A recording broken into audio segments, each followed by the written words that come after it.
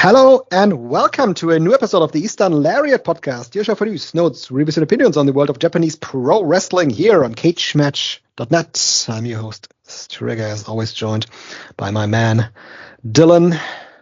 How are you doing these days? You know, STRIGGA, I'm always in top tier shape when I'm on the Eastern Lariat, first of all. That's the thing, like, no matter what's happening, the world as a whole, the Eastern Lariat's on, I'm at my peak of experience, peak of existence, and hopefully we can bring some of that to all of our wonderful listeners out there, wherever you may be out there. Hopefully everybody's doing okay out there. I know there's been a lot of strife and turmoil in this world, especially in my country recently.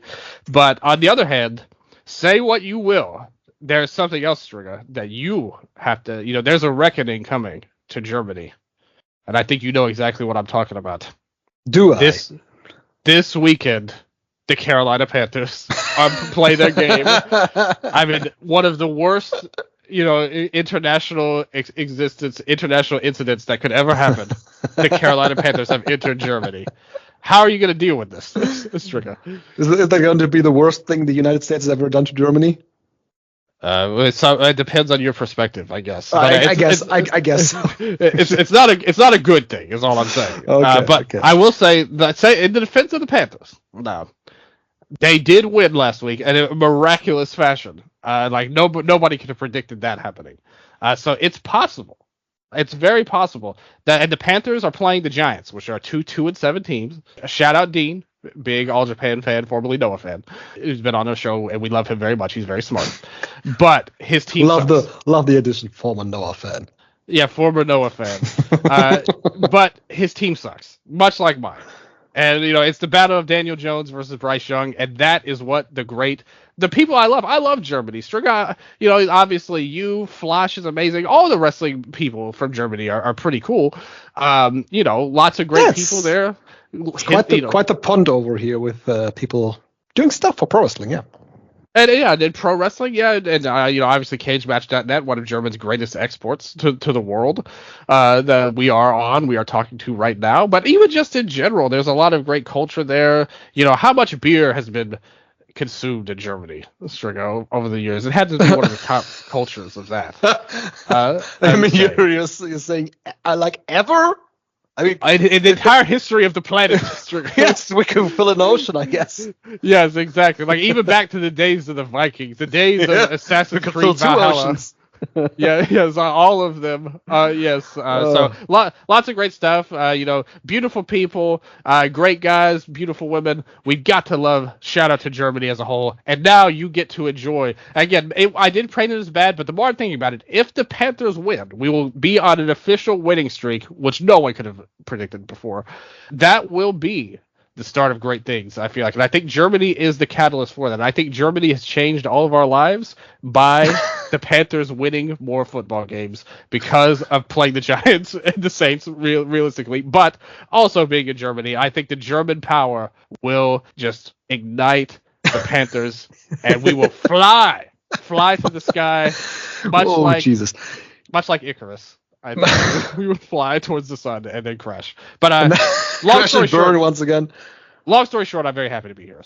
Absolutely. I mean, this week has been something else, and this show is in all of its years supposed to be an escape from realism to just talk about the crazy world of Japanese pro wrestling, and we'll hold that up as well because there's enough crazy shit in the world of Japanese pro wrestling to talk about to begin with. That's a good point. But before we go to that, I want to give a shout out to my friend Annika.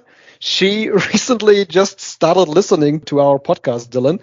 She was searching for some content, and she told me, your show, I have no idea what you're talking about. She's not a wrestling fan. I have no idea what you're talking about, but it's a great show. to fall asleep to.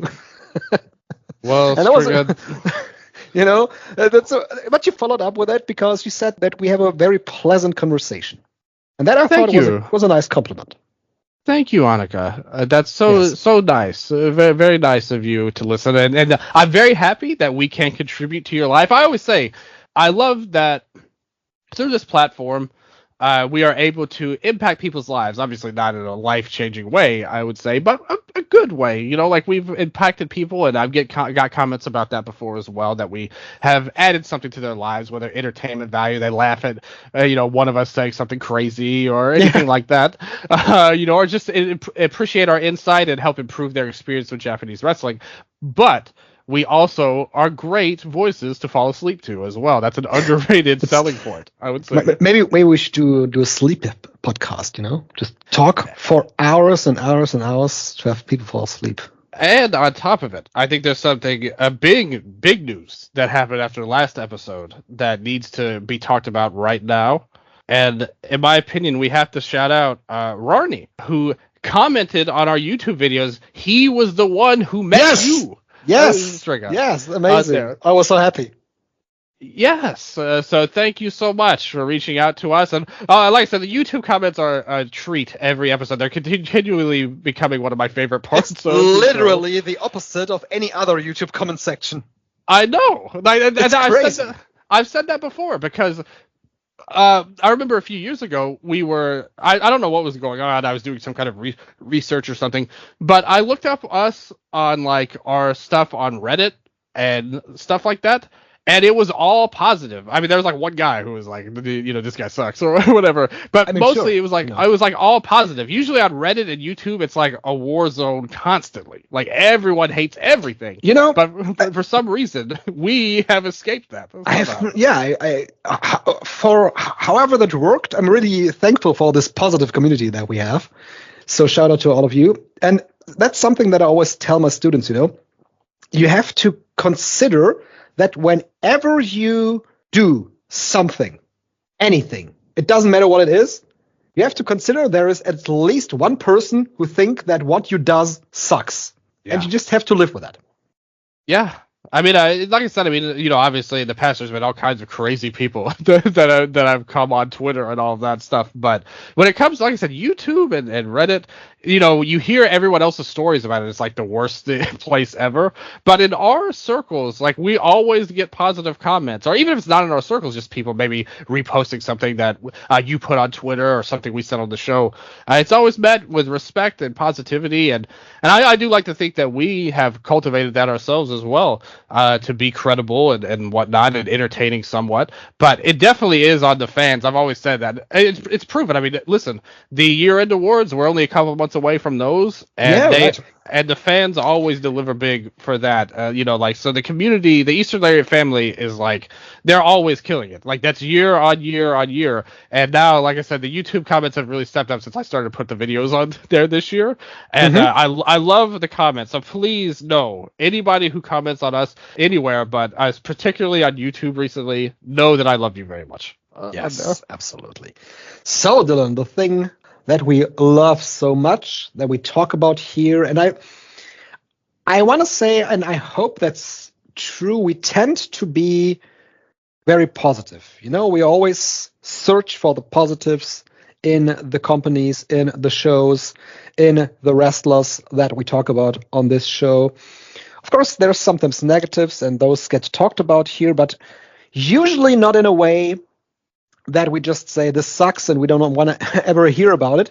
But we try to find solutions for problems that tend to come up in Japanese pro wrestling, and sometimes our solutions, they don't come to fruition, and that's cool and all.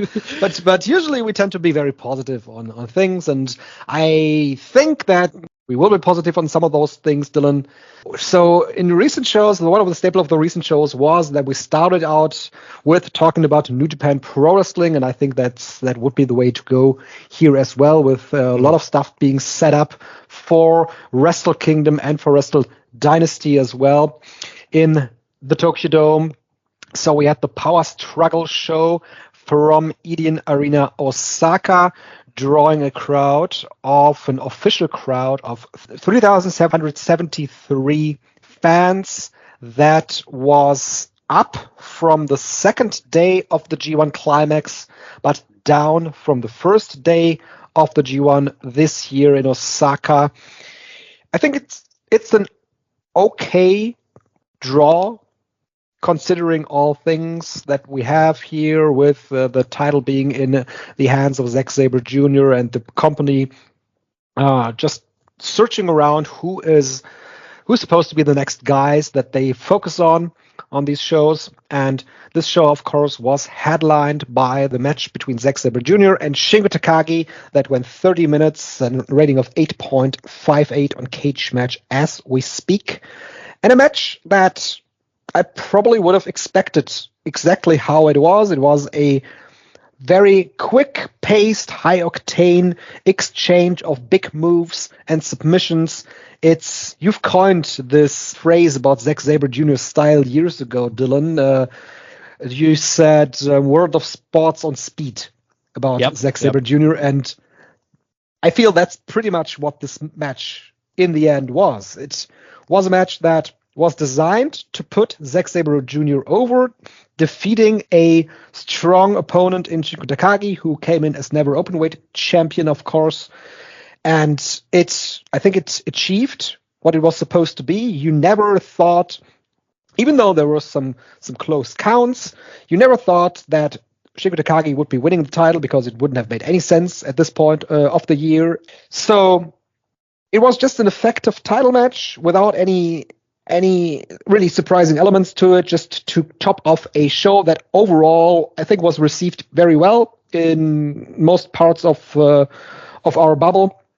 And just a positive ending to a positive show.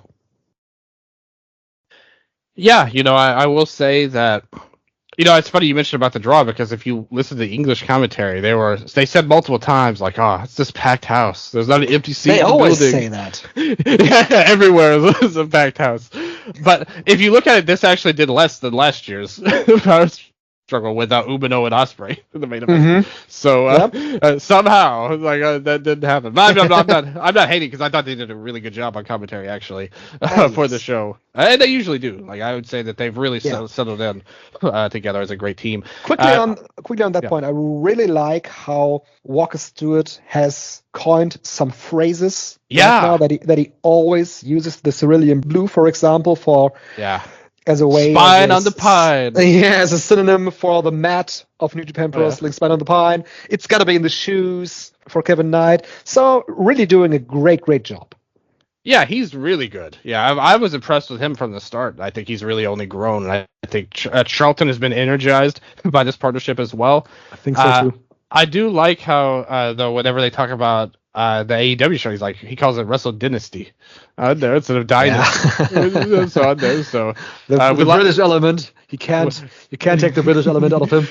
And we love them for it. We love all of them. They did a great job, but I did notice that about this actually did less than last year. But I mean, still though, like you said, a really good show overall for sure. I would say definitely a continued step in the right direction. The main event I thought was solid. I didn't think was that great, to be honest with you. Maybe it was just a lack of drama, and a lot of that World of Sport on Speed stuff. I think Shingo's not a great opponent for that stylistically, to be honest with you. I thought he actually slowed things down a lot. Or maybe Zach that was a plan as well with how they did their match. And the second half, they really wanted to go to focus more of a Shingo style match, but Zach's offense does not benefit that, in my opinion. His big move was basically the Zach driver a couple of times. It doesn't really work in a Shingo style of match. So I thought it was a good match, very well executed, of course. But compared to some of the earlier matches of the show, I think that really showed you that there was a little bit of gap in this, and it just wasn't that interesting of a main event, to be honest. We really wanted to see what the next step was with the title, and which we did get afterwards. But I thought as a match, it was solid, very much a worthy main event, but not something that I think will stand the test of time as anything special. Yeah, right. I agree with that. So let's tie in the Shota Umino and SANADA match, but I think a very similar assessment to this match, because it was a fine match, nothing to write home about, and nothing that will be remembered in in a few months. One of the things that stood out to me, though, in that match was that the crowd in Osaka was very positive towards Shota Umino in this specific match. Yeah. But when he came out after the main event challenging Zack Sabre Jr., the crowd completely turned on the guy, and the boos kept raining on him, even crazier than a couple of weeks ago in Tokyo. So the takeaway from that, the obvious takeaway from that, would be that the crowd is positive towards Shota Umino and wants to see him in a somewhat of a mid-card role right now in New Japan Pro Wrestling. But nobody, at least from the crowd that we had here on hand in Tokyo and in Osaka, nobody wants to see him in a main event role in the Tokyo Dome. To continue the praise of the commentary, I really liked how they kind of positioned this as like, oh, they don't like, they like Umino, but they don't want to see him against Zack Sabre Jr. So, like, instead of really saying it like you did, which is the accurate way, I would say, like in real life, they actually did it in a way that benefits the show, benefits Zack, and benefits the title.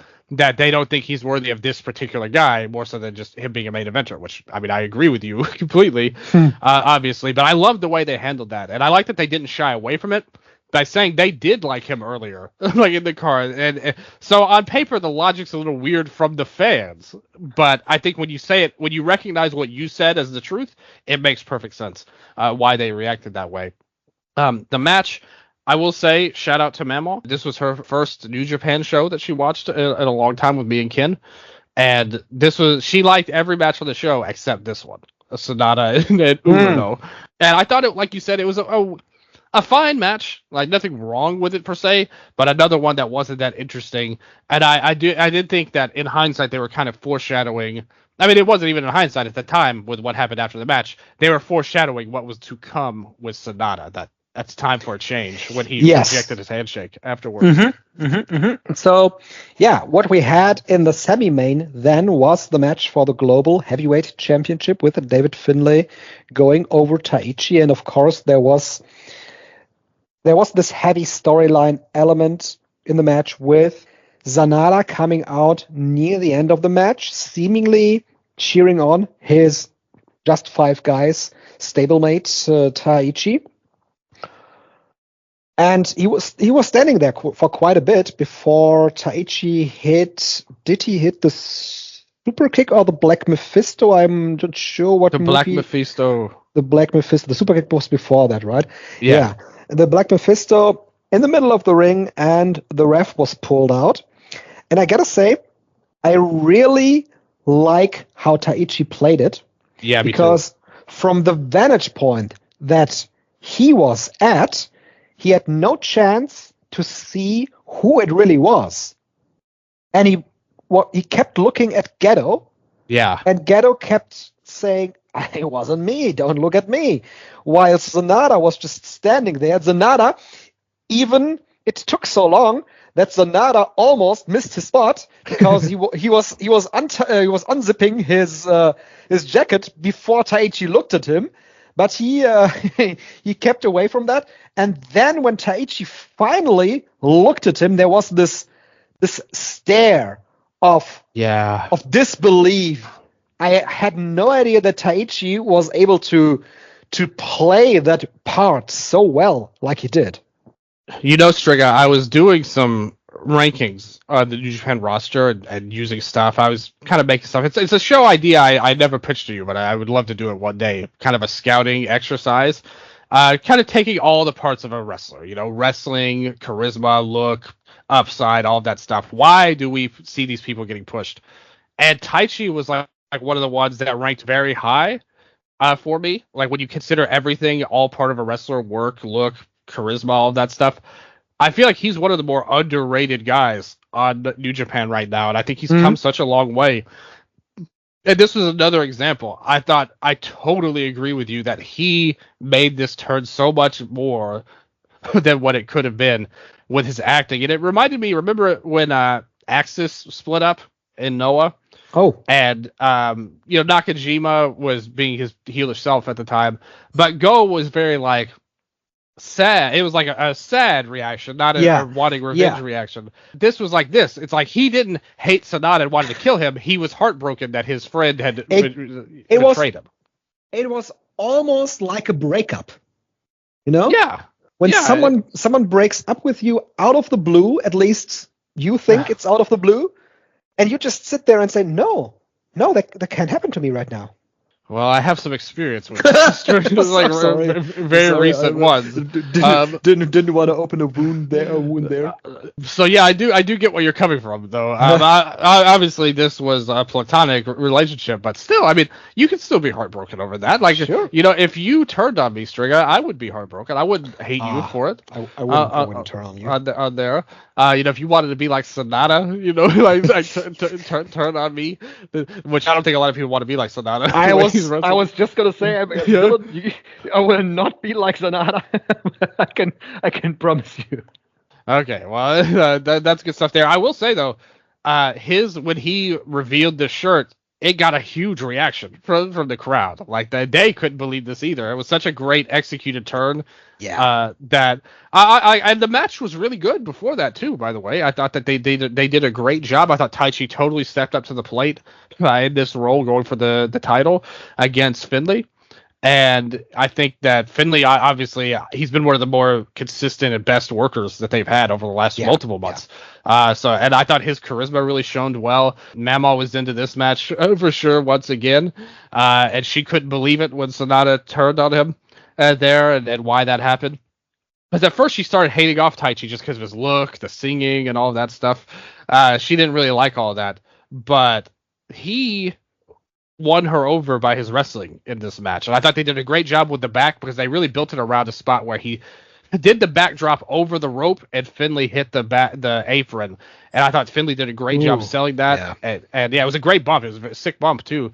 And it was a really well done match. And then the turn was just really well done. And I think this is a case where, I'm not really into dirty finishes and all that stuff either, but in this particular case, it totally worked and served its purpose, unlike some other heel factions, unlike the vast majority of heel factions in all of wrestling these days. I thought this totally worked. And SANADA, what do you think of this, STRIGGA? Like, turning SANADA, where he leaves, he was the leader of the group, and now he's the right-hand man of this new group.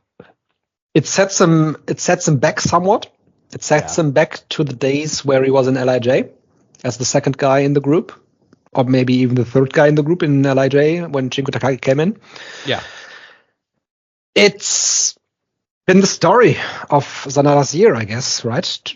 Being IWGP Heavyweight Champion, World Champion last year at this time, and now being relegated to a mid-card role where he loses to Shota Umino.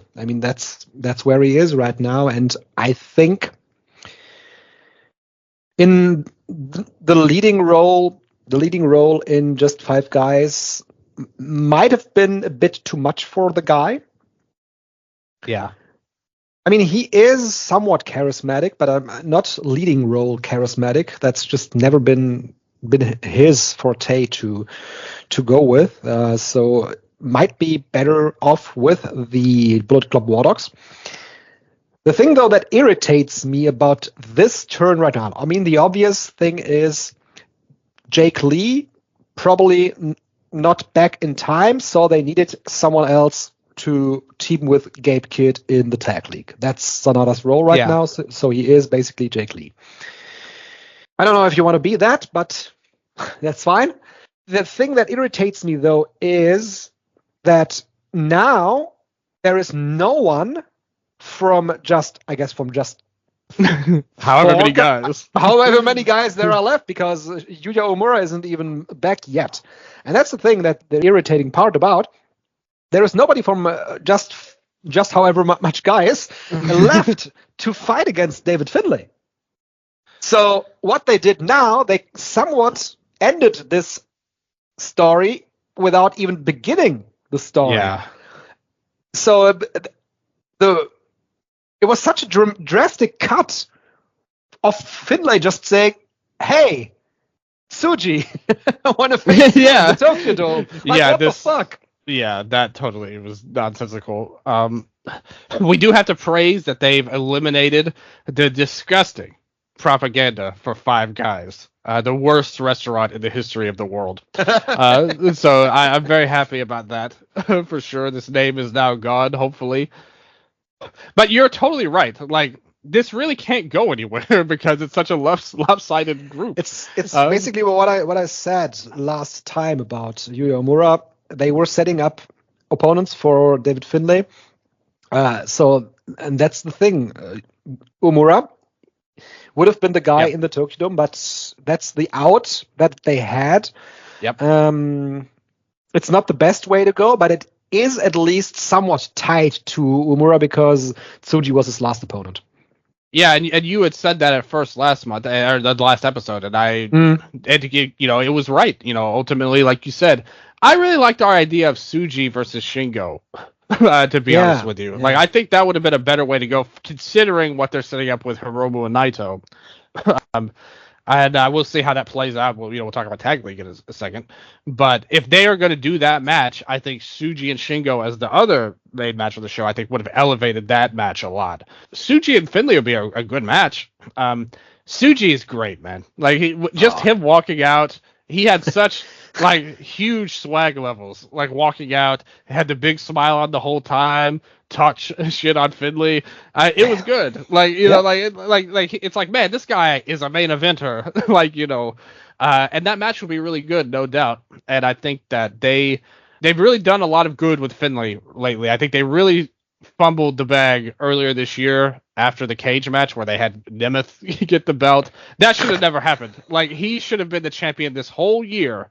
And that would have made Tsuji's win that much better. But regardless, they've done a lot of good lately with Finlay, and obviously his game has been great. It's a shame. I mean, they did try to do a little thing where Doki ran out and was like, "Hey, what are you doing, man?" And then they just swung at him, and he just hopped off the apron. That's kind of it on there. But I think they definitely need to retool whatever they're going to do with that group. There's 3 guys left, and one of them is Taka. It's not.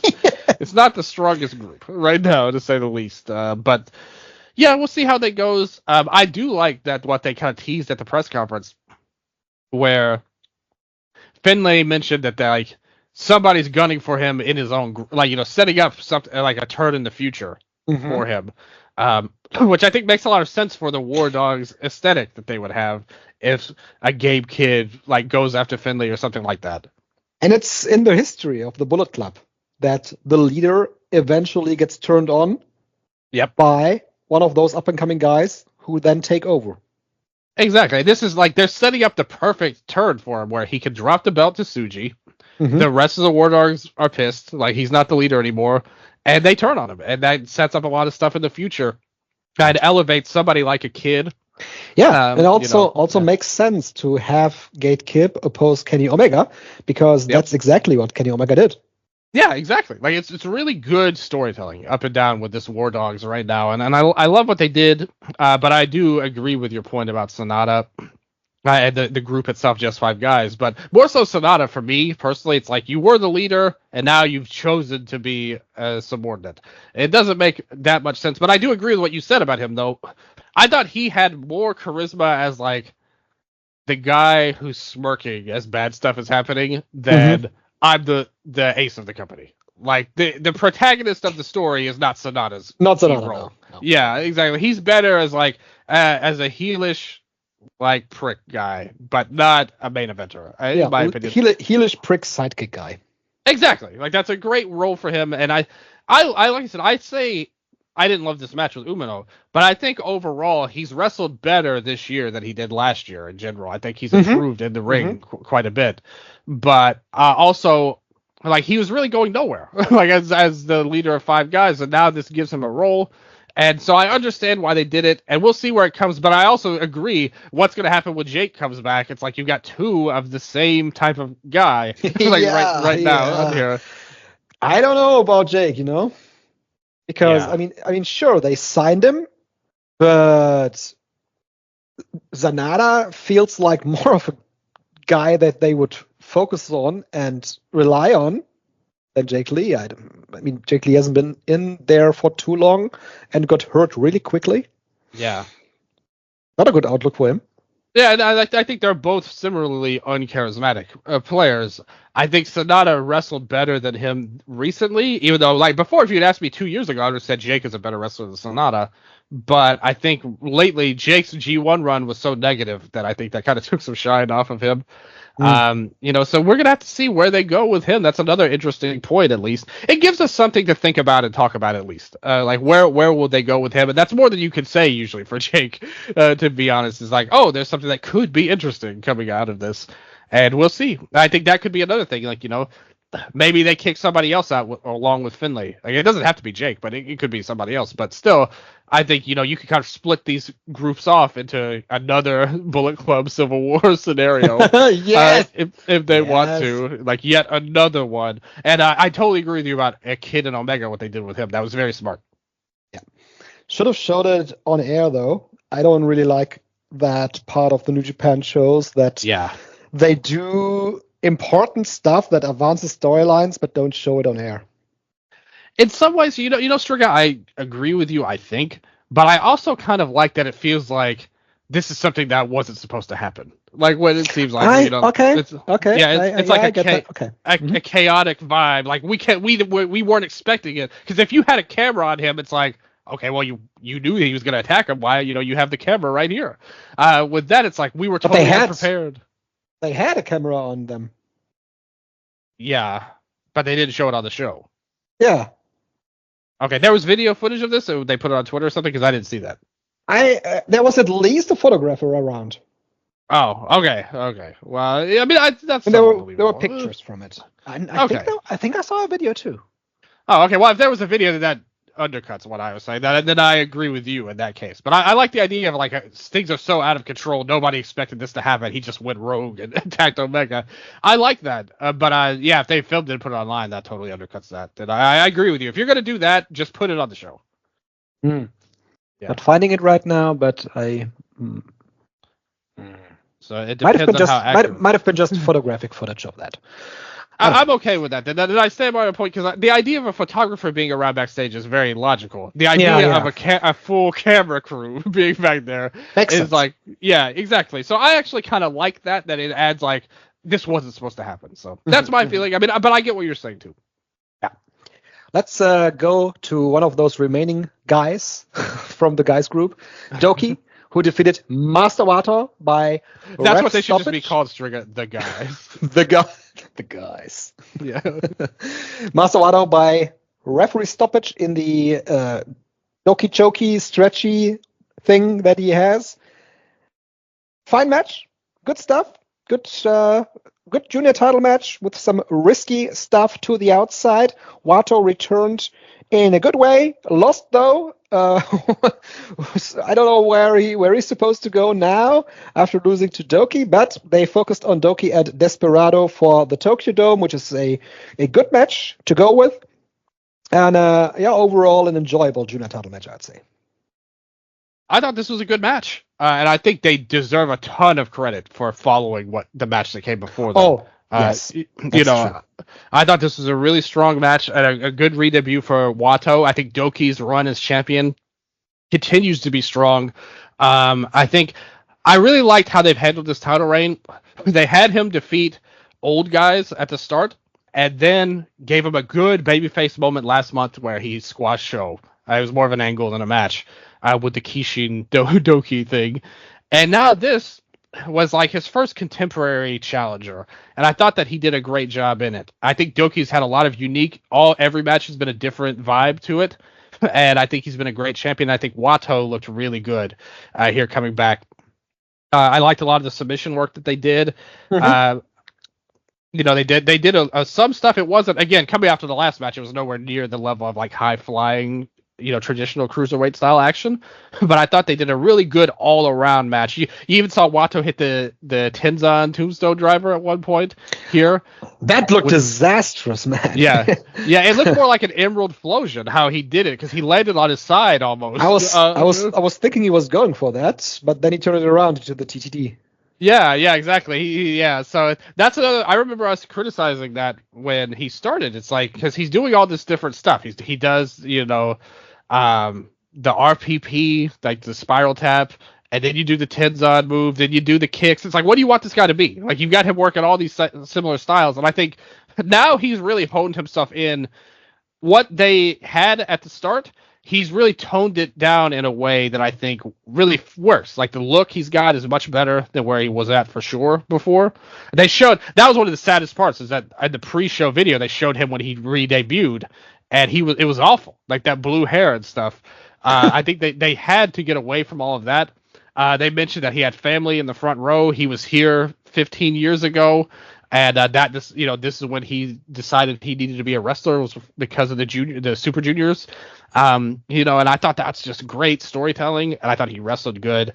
Obviously, he lost in the end, which I think, to me, we saw Doki Desperado already, and I mean it was good, but it wasn't that special. Like even for his Desperado's biggest win of his career. I personally don't need to see this again. I would have rather Wato won the belt at the Dome than if this was our options. Desperado, much like Hiromu Takahashi, I think he's grown out of the junior division. There's nothing left for him. Nothing left for him to do. He should move on to the never openweight division and wrestle there. Wrestle in tags, maybe. That's just. I think that would be a better. Okay, it's clear they don't want to do that. Like they don't want. It's clear. Juniors. Yeah. Like, as much as we agree on that, and we've said it for years, they do not want to do that for whatever reason. But I like the idea of him in a tag role. Like him joining, just five guys would be good. I think, and maybe that's what this will lead to. Like Doki and Desperado, like Desperado sides with them.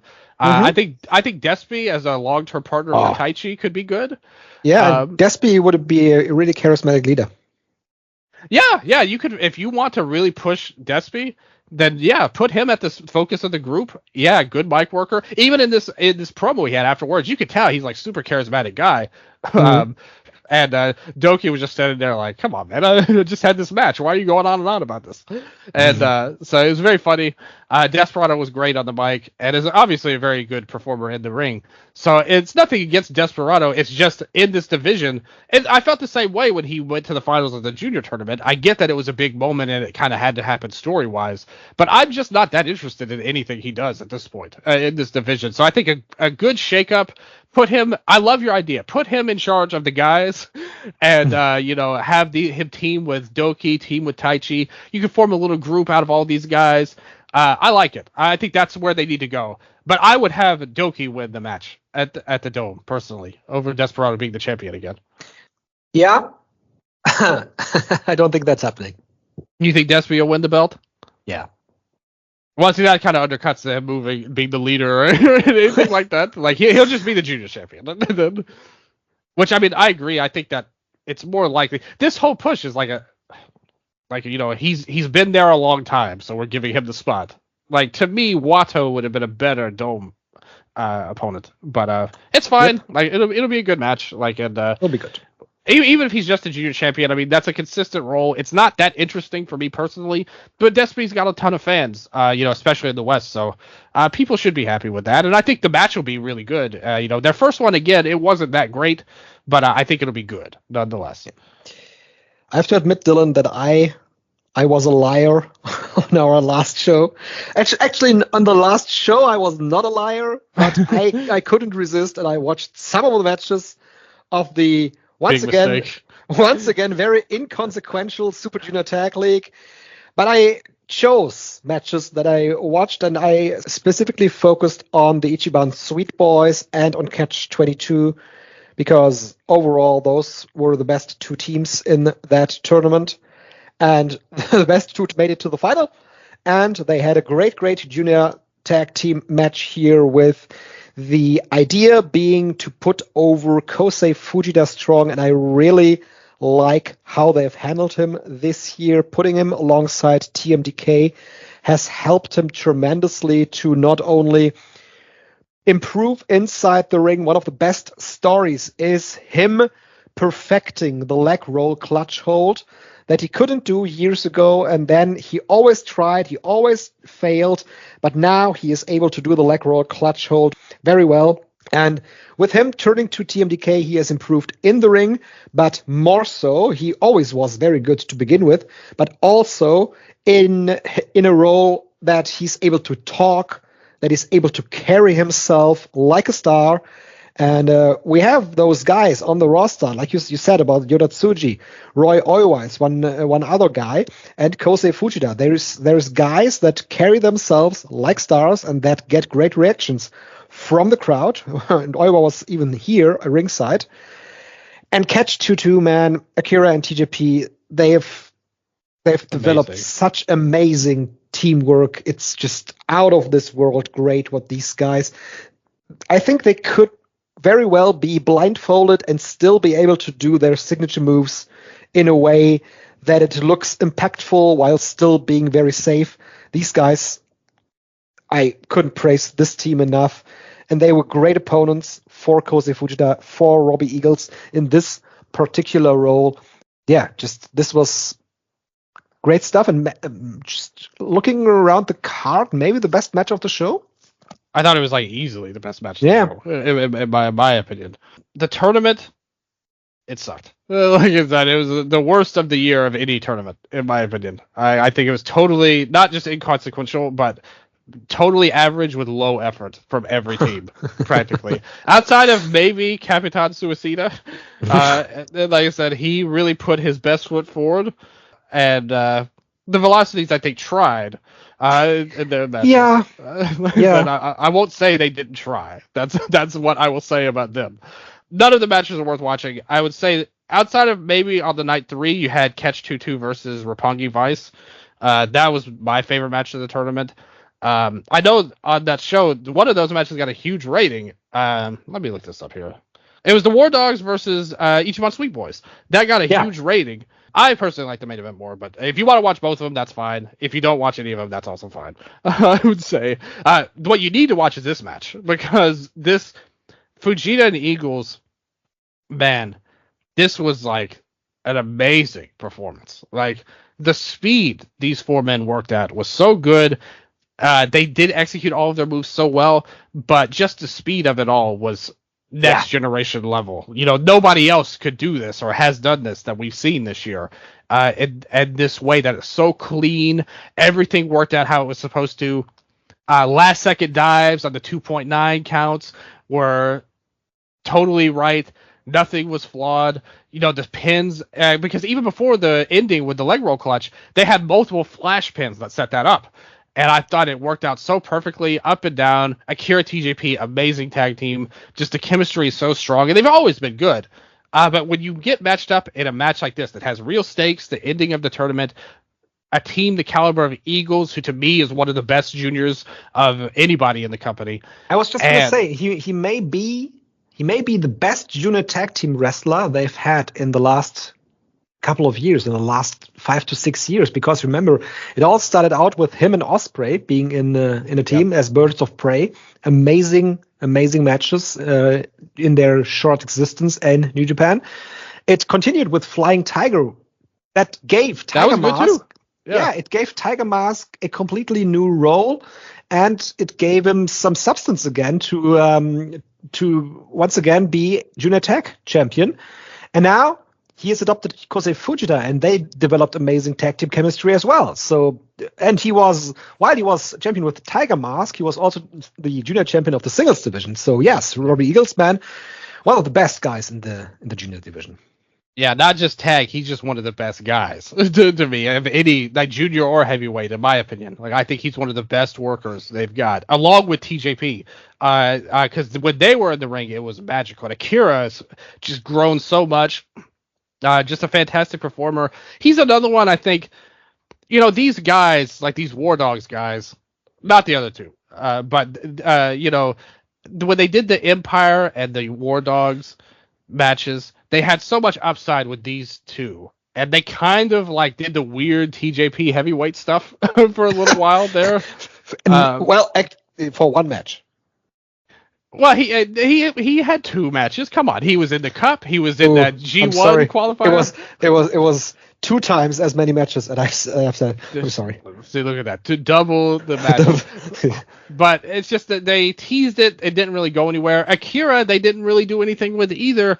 I felt like they had a ton of upside with them, and Akira could have really stepped up as like a mainstay of the division. But they're so good as a team. I also don't really want them to break up either. So I'm cool with it either way. What I hate is because this to me was one of the better matches in New Japan all year, and particularly a tag match. I just thought it was something totally unique that you will not see even on American TV.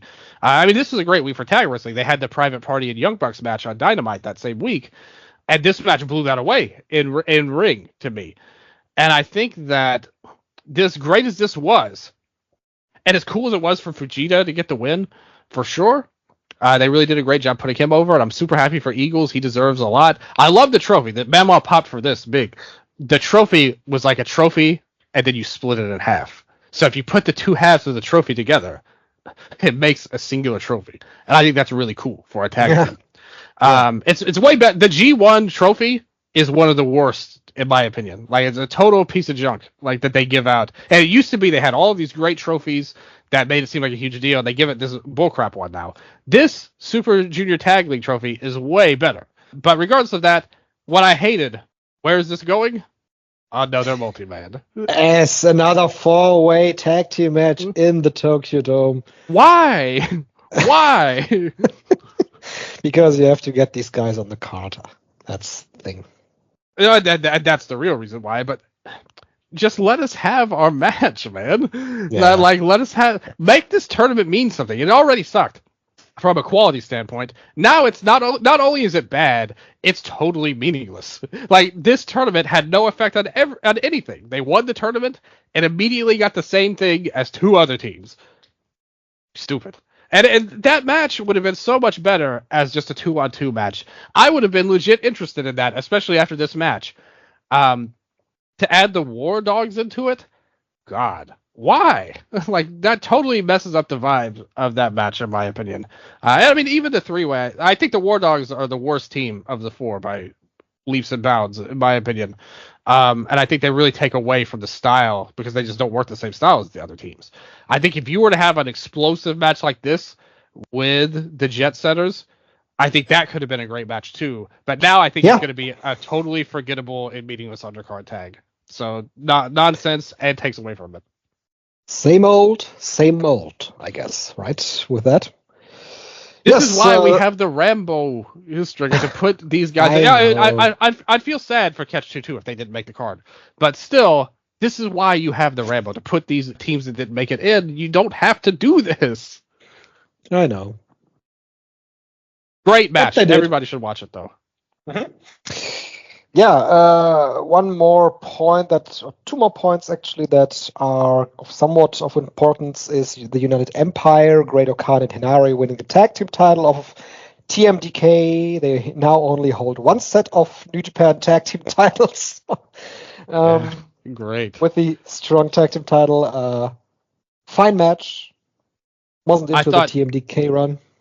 I thought this match was great when it was Nichols and Hinari in the ring. That headbutt he threw busted himself open. I was like, they were slapping the hell out of each other. It was great. And then the other two came in and it was like, ugh. And Walker was like, oh, they had this great match in the G1 a couple of years ago. And I said, it wasn't just last year, man. And that was the most unexpected banger of all time. That was a great match, for sure. And I know you're a big fan of Hinari, and he's done a good job in this Never run. But yeah, the tag team scene is so dead right now. Both it's strong, and like I said, the TMDK run did nothing for anybody. I really wish that Nichols would split off on his own. I think he has a ton to offer as, like, I'm not saying as a main eventer, but as a Never type of guy. I think he would be him great. versus Shingo. Let's go. Yeah. Like, and we saw it. Like, we know he's good at it in this G1 run. The other guys, and I'm still not sold on Okan at all in the ring, I have to say. And this tag run doesn't do anything to excite me personally. Like, these two as the champions, I think that's a significant letdown for Bishamon. Like, where we've been at the last couple of years, heading into the Dome with the tag titles. I think that's a big drop in quality. Even though Hinari's a well enough hard hitting guy, and Okan has shown something in the G1, I don't love them as a team heading into the Dome, to be honest. Me neither. No. Then after the House of Torture versus Tanahashi and Oleg Bolton match, who of course replaced El Fantasmo. Want to give a shout out to ELP. Yeah. Hope everything works out with the health situation. Please get well soon, yes. ELP. By the way, another note, when Despy came out after his match, he was wearing Fantasmo's shirt, so that was really cool. Shout out to ELP. Hopefully he gets better soon. Yes. After the match, though, they continued to attack Tanahashi and Yado. And, who came out? Jeff Cobb. Well, first Roy Oiwa and then Jeff Cobb challenging Ren Narita. So we have a three-way match, another three-way match for the New Japan Television title. We just did this last month with this three-way TV title match. Why do we do this again? Stupid. It's a totally superfluous title that means nothing. On the topic of means nothing, we have the World Tag League coming up, Dylan.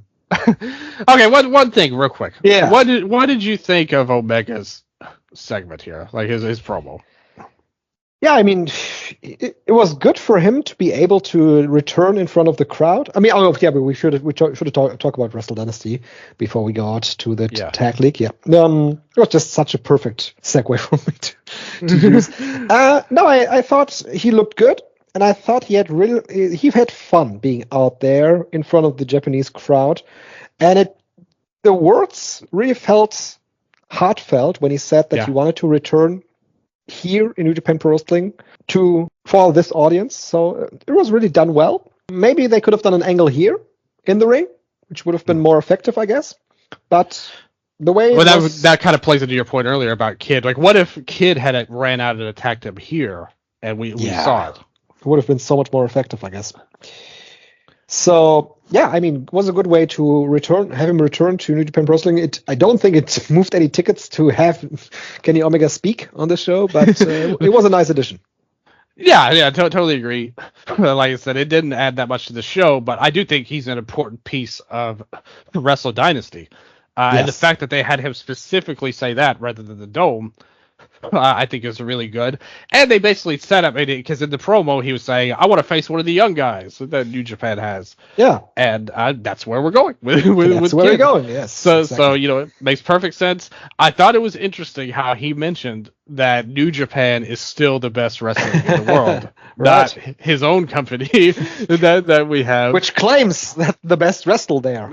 yeah, that's their whole catchphrase. So that I thought that was very interesting. I'm sure some people heard that there, some red flags started waving when they heard that. But it was, like you said, very genuine promo, and like you said, totally agree. He had fun with it, set up a good match for them, and will probably be a main part of that show. So I thought it was good that they did that here. And one more thing before we move on. What did you think about the post-match because we talked about Umino. Mm-hmm. What about Ricochet coming out and is set up to be his opponent? They're going to do Umino. It's already announced Umino and Zack at the Dome. And I don't think it's been announced, but it will probably happen. Zack and Ricochet on the 5th. Ricochet cut one of my least favorite promo types of them all. Getting out there and saying, if you have the title, you have the power. That's the power. It's one of the worst tropes that pro wrestling has developed in the last 10 years or so. That title means power. I mean, I get that. I get the idea. Come on, that's been happening. No. Strigger, that's been happening since WCW. Come on now. Yeah, that's right. I mean, that's true. It's still dumb, but I'm just saying it's still dumb. A lot longer. It's happened a lot longer. It's ever since the NWO was around, I guess. Exactly. Yeah. I mean, it's a fine choice against. Is it going? Yeah. I mean, Shota Umino versus Ricochet doesn't make any sense in the world, right? Ricochet versus Zack doesn't make that much sense. That doesn't make any sense either. Yes. So none of this makes sense. Here's what this is about, Strig. this was the highest ranked level of guy that AEW will allow to job. Yes, that is exactly it. Yeah. And that's what we're getting, and they had to find a way to make it seem like it makes sense, but none of the words they said actually made any sense and made you believe that what he actually said. So very ineffective in my opinion. Well, it was physically impressive for him to like do that springboard in a suit. I will give him that. Yeah, the promo was dumb, and he was like, I wanted to prove that I'm the fucking man around here. It's like, what? I said, what are you talking about here? And I mean, I get it. He has a history in Japan, but he wasn't the main guy so when he was around. But, it's fine. Like, a guy with history, a guy that AEW is comfortable having lose. I don't think that win will mean that much with the way they've used him so far in AEW. I don't think his run has exactly lit the world on fire thus far. But I think it's a good guy. Like, they'll have a good match like with whoever. I guess if it's Shota or Zach. I mean, we'll talk about the Dome, but whoever he has is a fine player to go against. Dylan, yeah. you know what this really is about? This is nothing to do with AEW or New Japan Pro Wrestling. This has everything to do with Shima shoehorning his way onto another Tokyo Dome show. I hope that happens so much. I hope you're right. Now listen, who could forget Shima advanced to the final 8 of the New Japan Cup just a couple of years ago? All right, yes. Like the Strong Hearts were on New Japan shows not that long ago. Good big respect to Shima grifting his way into a Dome match. We all want that. But I think that Ricochet is a fine choice, but like I said, it really kind of screamed to me like, okay, we couldn't get any of the we're not gonna let Okada do this match, and we can't, and New Japan won't budge on letting an AEW guy have the title, so this is what we got. Right. So on the point of inconsequential, the World Tag League is coming up. We have 2 blocks set up here with Block A and B. Block A has Shota Umino and Tomoaki Honma, of all people. It's stupidly like this whole tournament, and when we get to Tanahashi's part, so fucking stupid. I mean, Jeff Cobb and Callum Newman, okay, but then we have Alex Zane and X for whatever reason. Alex Zane doesn't have a partner that is named yet. You can't just say Lance Archer. No. Big Shingo surprise. Takagi and Yoda Tsuji. Why? At least they're faction mates, Strigga. Like, who else would Shingo team with in this tournament? I mean, sure, but why are they even in the tournament when they have matches in the Tokyo Dome? Didn't last year they put a stop to that? They were like, anybody who has a title match is not in the tournament. There were years when they did that, yes. Yeah, I feel like last year they announced that. Like, not just that they did it, they announced it specifically. Like, this is why X, Y, and Z won't be on the tag league because they have title matches. But now this year they've thrown all that out the window. Hiroki Goto and Yoshihashi, Kenta and Chase Owens, of course. Zack Sabre Jr. and Roy Oiwa. Both of these guys have matches in the Tokyo Dome. One of them in the main event.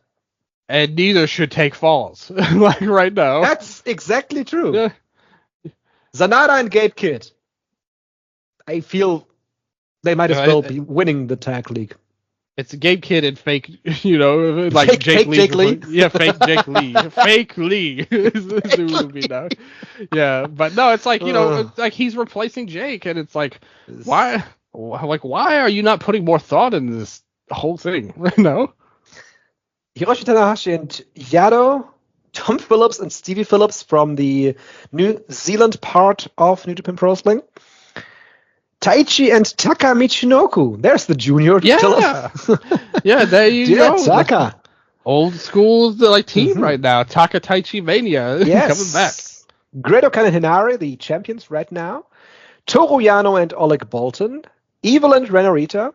Tetsuya Naito and Hiromu Takahashi. And Mikey Nichols and Shane Haste.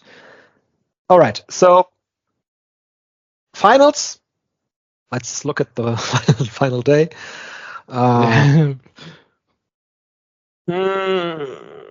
Block. I'll go with Bishamon. I don't even care who's in the finals. Yeah, Bishamon is always a great shot. Yeah. I'll go with Sanada and Kid versus Naito and Hiromu. Okay, here's the thing. Like, how do they get through having all of these people like Zack and Oiwa? How are they going to lose in this tournament? Like, what are they going to do? It's an interesting point that you bring up here. yeah. So, like, what are they going to do with this? Did they think this through? I'm not sure. Shingo and Tsuji, another team that you ideally would want to protect. Mm-hmm. Naito Hiromu, how are they going to lose? Like, that makes no sense. I think this. I guess they will tell the tale of them not getting along as tag team partners and eventually facing each other in the Tokyo Dome. Right. I mean, this pretty much cans any hope that that's the main event to me. Like, putting them in. Like, you haven't announced the match and you're doing a tag league angle to build it up. Mm-hmm.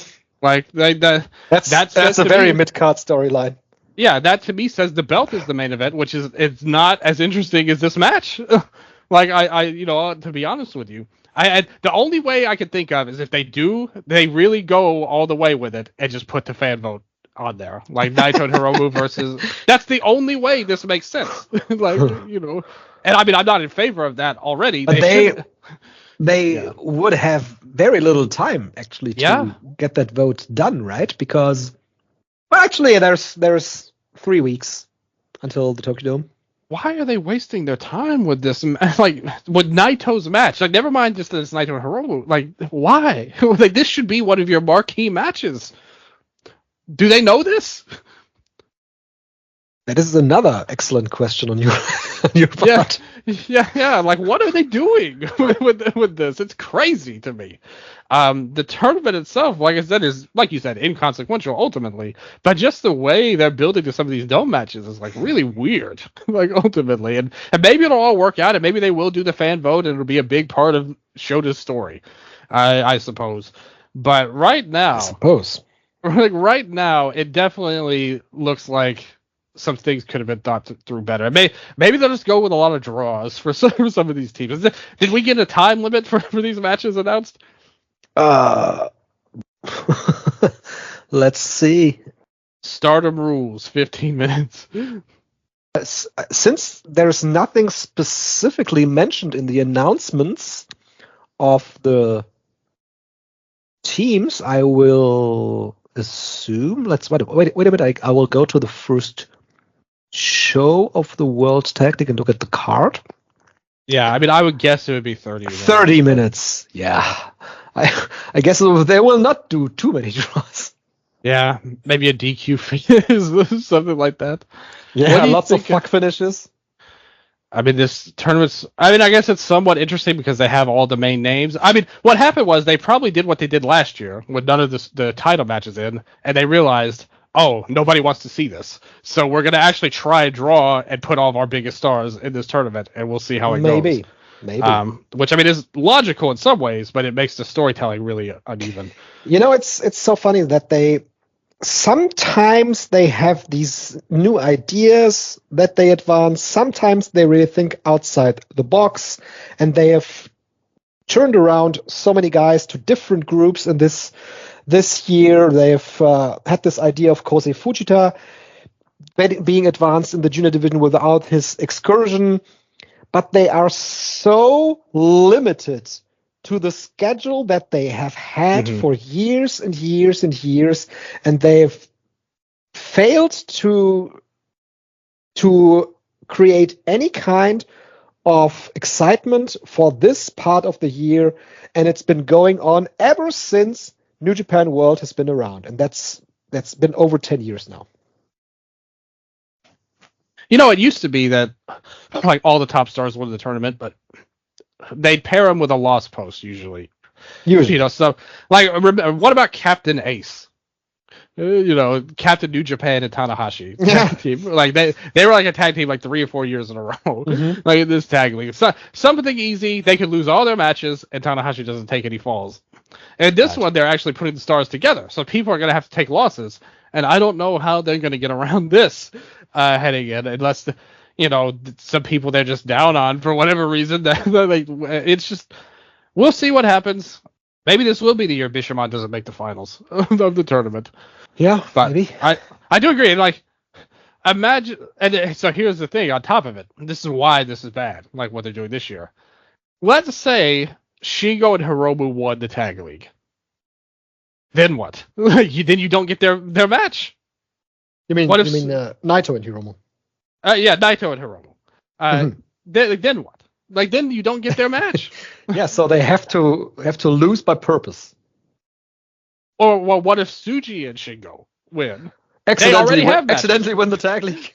Yeah, like you already have a match. We stumble upon winning this tag league trophy here. Yeah, then Tsuji's gonna have to wrestle twice on the Dome. Like, I mean, I guess if they wanted to do this, like, let's say, I think, now that I think about it, let's say Shingo and Hiromu win this tag league. Or Naito and Hiromu win this tag league. I don't know why I watch Shingo and Hiromu's team so much. But Naito and Hiromu win the tag league. You could potentially do something where they have their match on the 4th and then challenge for the tag belts on the 5th. Yes, they could. Like, that kind of gives us a unique... I think that may actually be the way they go with this, to be honest. Like, have one of the teams win and do the tag title shot on the 5th instead of the 4th. Yeah. I can see that happening. Okay, I think that perfectly fits Naito and Hiromu, actually. Yeah. Yep. Sure. Yeah. I mean, it's kind of the opposite with Kid and SANADA winning, like, where they would get the tag title shot on the 4th, and then Kid would face Omega on the 5th. Mm-hmm. So that kind of gives you some more options. Like, we got to keep that in mind too. The back-to-back Dome shows, I would say. Right. Yes. Yeah. The back-to-back Dome shows. It's going to be interesting how they do in comparison. Yeah, I mean, we've been down this road before. Like I said, we were all so happy that the last year was just one Dome show. Yeah. Like, we've been down this road. We had 3 in a row one year. But yeah, so we'll see. Like you said, it's not, ultimately the tag belts mean so little that it's hard to really get excited no matter what happens. But that is ultimately it. Yeah, I'll go with my Naito and Hiromu idea to win versus Bishamon, because they have to be in the final. No, it's by law. They must be by in the law, yes. Usually they do. All right, yes. So that is New Japan Pro Wrestling for now. All Japan Pro Wrestling. Oh, one more thing, real quick. What do you think about Okan defending his title against Suzu on the crossover show? Yeah, that's what I said last time we talked. It's going to be... And yeah, they're going to do it. going to be a fun time for both of them, I guess. It's unusual that we get these kind of matches between a man and a woman on these big New Japan or any big Japanese pro wrestling show. Yeah, or any big show, period. In wrestling. Right. So I mean, it fits the theme of the show, though. In this particular case, that it is the crossover. So it kind of makes sense. But it's never been like that. That they had men and women face each other in singles. That's never been the case. Well, they've only done it once before, and so I mean, it's not like they have a long lineage of this. Yeah. But I mean, it was all tag matches before, and I mean, we'll see how it works. I mean, we'll see what the fan reaction is of it, and it'll be like a goofy match and all like that. Yeah, sure. It's the key for wrestling titles. Yeah, I was just going to say. I mean, Great Okan should be a good guy to try that, because he seems very open-minded to trying different things. You think Suzu will win? Why not? What do they do with the King of Pro Wrestling title then? Like, if she wins? Have it defended in Stardom until someone else feels like they want to face another woman. Well, and they did do the thing with Connors spearing Natsupoi. So, I mean, this must have been one of Taro Okada's ideas that he's got for Stardom. Bring some of the male talent in. Wonder how that gets across with the Japanese audience. Because, like we said, it's not something that has been done a lot. I mean, there have been, of course, intergender matches on DDT shows. Yeah. But DDT is very far from the traditional Japanese pro wrestling system. In all Japan, they have the 6-man tag title, but that's more of a comedic title, with Suwama and Suwama, Shiro Hashimoto, and Yu being champions recently. And I love my reign with them as well. Me and C-Hash hit it off so well. Shuji, not Suwama. Shuji, not Suwama. Oh, yeah. Well, that's what I'm saying. I didn't hang out with him. I hung out with Hashimoto. They said, but I mean, this title's goofy too. Though, like this KOP title, so it kind of fits in similar vein to those 6-man title reigns, I suppose. I mean, I'm not expecting the match of the year to come out of this, no. But. We'll see how it goes. But it is interesting. I mean, I guess we'll find out. I mean, if this show does a huge number, then perhaps that will tell you they're ready. If it's a bad number and the crowd gives a negative reaction to this, I guess that's something we can learn from as well. Yeah. Worth mentioning. I just wanted to bring that up. Yes. The aforementioned All Japan TV 6-man tag team title was on the line on this tour, on this Giant Series tour in Hokkaido, with a bear being in one team and another bear, an actual bear, being in the other team. It was a fun match, and much like this entire tour, I want to say this tour has been very successful for All Japan Pro Wrestling. When you looked at the audiences, they placed title matches throughout this tour. The best match on this entire tour was the match for the All Asia Tag Team title, with Elpida, Rising Hayato, and Yuma Anzai defending against Kento Miyahara and Ryo Inoue, even though in the end I thought they completely overblew it with too many near falls between Anzai and Inoue. That was so crazy how Inoue kept kicking out of like the backdrop, and another jumping knee, and another jumping knee, and another German suplex. That was a bit too much in the end, but still, though, it was the best match on this tour. There's really nothing on this tour that ultimately stands out a lot that you really have to go out of your way to watch. I watched some of the matches from some of the shows, but skipped some, and it didn't feel like I missed a lot, because I mean, it was a lot. It was 1, 2, 3, 4, 5, 6, 7, 8 shows that all were streamed on All Japan TV, and not all of them were live, which in some cases left you with 2 new shows. One of them was taped from the other day, and the other show was live then. Wonder how they chose what show they were doing live and what show they didn't do live. But it was a show that once again showed that All Japan Pro Wrestling has been onto something, and specifically that is running tours and shows outside of the Tokyo area, going to different regions of Japan and putting title matches into new cities, different cities.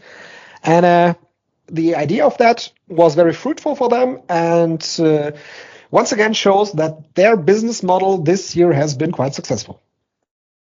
Yeah, they know their lane, they know what they're doing, they know what kind of company they are. And if you look at how they promoted a lot of these shows, it kind of tells you that they didn't really break away from that much with a lot of the stuff they were doing. I will make some points on the tour itself, just key stuff. Mm-hmm. I have to say, I really like Nagao. I continue to be impressed by him. Yeah, he had this great role in the Rumble they did. Yeah, where he made it to the final, quote unquote, against Hokuto Omori, and all the guys ringside were cheering for him. Even Cyrus, Cyrus was cheering for Taishin Nagao against his own team captain. I love this man so much. There, genius. Very cool.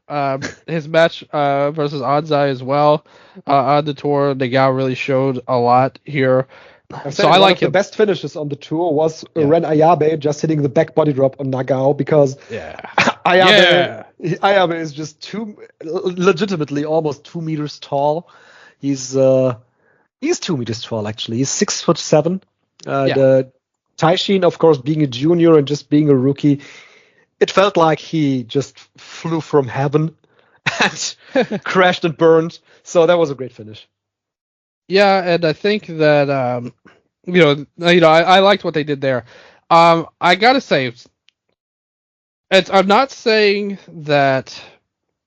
I'm not trying to say anything overall about him or his career or anything like that. But I think I don't like Doi as junior champion. Like I said it last time. He totally sucks in this run. I'm sorry. Yeah, for whatever reason, I don't know why it's happening this way because he was good, last year. Yeah. But this isn't working for me. Like this junior stuff and the match he had with Yoshioka was such a disappointment in my opinion. Like that should have been a great match. And it was like a solid match that you could see on Monday Night Raw every week. Probably not even as good as that. It should have been a great match. And for Yoshioka's run, I was super hyped for this because Yoshioka is one of my favorites, and I think he's a fantastic worker, and we know he is based on their tag run. But this just did not work at all for me. I thought it was like, man, this was such an average match. Yeah, it's very curious timing right now. Naoki Doi was supposed to be on the opening day of the Real World Tag League, but right after Gate of Destiny, where him and Dragon Kid dropped the Twin Gate title, it was now announced that Naoki Doi was going to miss the next set of Dragon Gate and All Japan shows due to a meniscus injury. Curious timing, dropping the title at Dragon Gate, but still being the champion in All Japan. He's got to protect his brand. Come out of here! Don't criticize him. He's having to work through his injury, and he said, "No, I have to keep this title." But yeah, we'll talk about Dragon Gate in a little bit. But yeah. Yeah, that's. I'm completely on your side. But it feels like that every junior title match, and we've been there before. Every junior title match this year has been somewhat disappointing, and every junior run has been somewhat of a disappointment. Yeah, back to Hayato. Of course, we had the greatest match in the history of junior wrestling, Dan Tamura, going in there versus Koji Iwamoto earlier this year. The match that I love more than everyone else. But that was a good match. And I think, no joke, since that match, I think every match has been lesser than it, pretty much. Because I think we had the same criticism of Hayato's title reign as well. So I don't know what the deal is with this belt right now because it felt like they were really onto something and building the division. You've got depth and all that stuff with Musashi Yoshioka having this great All Asia run, but it feels like it's really kind of petered out as we end the year, and hopefully they can get this thing back on track at the start of next year. I mean, let's face it, we're waiting for Aoki to come back, Aoyagi to come back. Aoyagi. Aoyagi to come back. We're waiting for Aoyagi to come back here, and if we get that, hopefully he can inject some life into the division, and you'll get some good stuff, from him. But right now, it's just not working. What'd you think of the Bear match? It was fun. It was a nice way to get this match done. Andre the Giant Panda and Kumagoro Hawkeye, but I mean, there was literally nothing in this match that is worth watching. Yeah, I mean, that's the thing. If you've seen the Bear once, that's basically the whole joke of it. Yeah, exactly. I mean, I thought it was fun. Like, just them announcing the match was funny. Like that, it's like the Saito brothers versus the Bear team. He's much more impactful when he's in an environment that is more colorful and more comedic than All Japan Pro Wrestling. Even though the Saito brothers do have a comedic side to them, it's a much different comedic side than being in DDT or TJPW. Well, and like I said it on the last show, this company is full of goofballs. If you look at it, like up and down this roster, like there's like two serious guys. I would say that's true, but it's a completely different level of goofballery than in DDT. Yeah, no. Your point's still true, but like these are like realistic goofballs, like in all Japan. Yes, that is a very true statement. I'm saying, like a lot of people would say I'm a goofy person, and so I don't take that as like a knock or anything. But I'm also not a cartoon character like DDT is. Like like that's the thing. DDT is totally there's no realism in their comedy whatsoever. So it's like, yeah, this is a totally different vibe to have there. I agree with your point overall. I still think there's a place for Kumagoro Hokai on like undercard matches. Yeah, I mean, he will always be around when they are in Hokkaido. Yeah, because he has history of the company too. I felt yes, exactly. I felt like this was the tour to show the guy that they haven't forgotten about him and that they respect him. And they should. He was good. I liked Brudise. So, and I like this well enough, but I think main event was probably a step too far. Yeah, I mean, and I like Andreza, but it was probably a step too far in hindsight. Yeah. On your topic of Taishin Nagao, I really feel bad for Sakuto Terada when he eventually gets to debut, because all the focus right now is on Taishin Nagao. He gets to wrestle with all the top stars on the roster, and Terada, he will have a long way to go to catch up with Nagao, if that's even possible at this point. And like I said, we haven't seen him, so we don't know what he has in him. And hopefully, he might be the next Yuma Anzai for all we know. We don't know. Exactly. But right now, it's tough. If anything else, the good positive of this is hopefully seeing Nagao do such a good job lights a fire in him to match him. We might see some extra effort. That's the positive of that. It might be a good rivalry. Yeah, and I hope so. And like I said, I'm rooting for him, and hopefully things can work out good. But Nagao set the bar pretty high. It's like so far. We have to admit that as well. All right. So the big talking point on this tour. Yeah. It was Monday morning, and it was a holiday in Japan, so this show was on very early, and I was just getting up, and I saw on Twitter this picture of Davey Boy Smith Jr. walking around with the Triple Crown title, and my head couldn't compute with it. I was thinking this was from one of the preload matches they had the day earlier, or the days earlier, but it was not. It was actually from the show after the main event, and I just sat there staring at my phone and being just completely in disbelief. Dylan, how did you take to this? I think it's a real shame Aoyagi's title reign has gone like it had. I think that it felt like they were getting things back on track after that IMA match. He was getting his redemption. He was bouncing back because the slow start he had. And again, it's really hard following a title reign like Anzai's, which was so great. And I don't think he did it at first. I thought he was getting back on course. And now he just loses. It was just getting there, this run. Yeah, exactly. And now they pulled the rug out from under him again. Just like last year with Nakajima. Yeah, that was my entire point this morning. How can you do this 2 years in a row, almost exactly, on the day that it was happening last year, on the same tour, in the same region, with the same guy? Yeah. Woof. It was rough. And I don't know if there's that much upside in Davey Boy. I have to say. I feel this is going to be another short run. Yeah, I don't want to be mean. It's nothing personal against him. I just don't think. Let's watch this match. Watch this match with Yuma Aoyagi.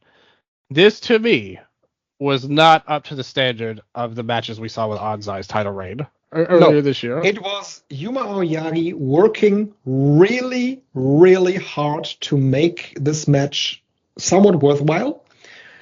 Nothing against Davey Boy Smith Jr. We said it last time. We were very positive on Davey Boy because he can be an asset to this company in various roles.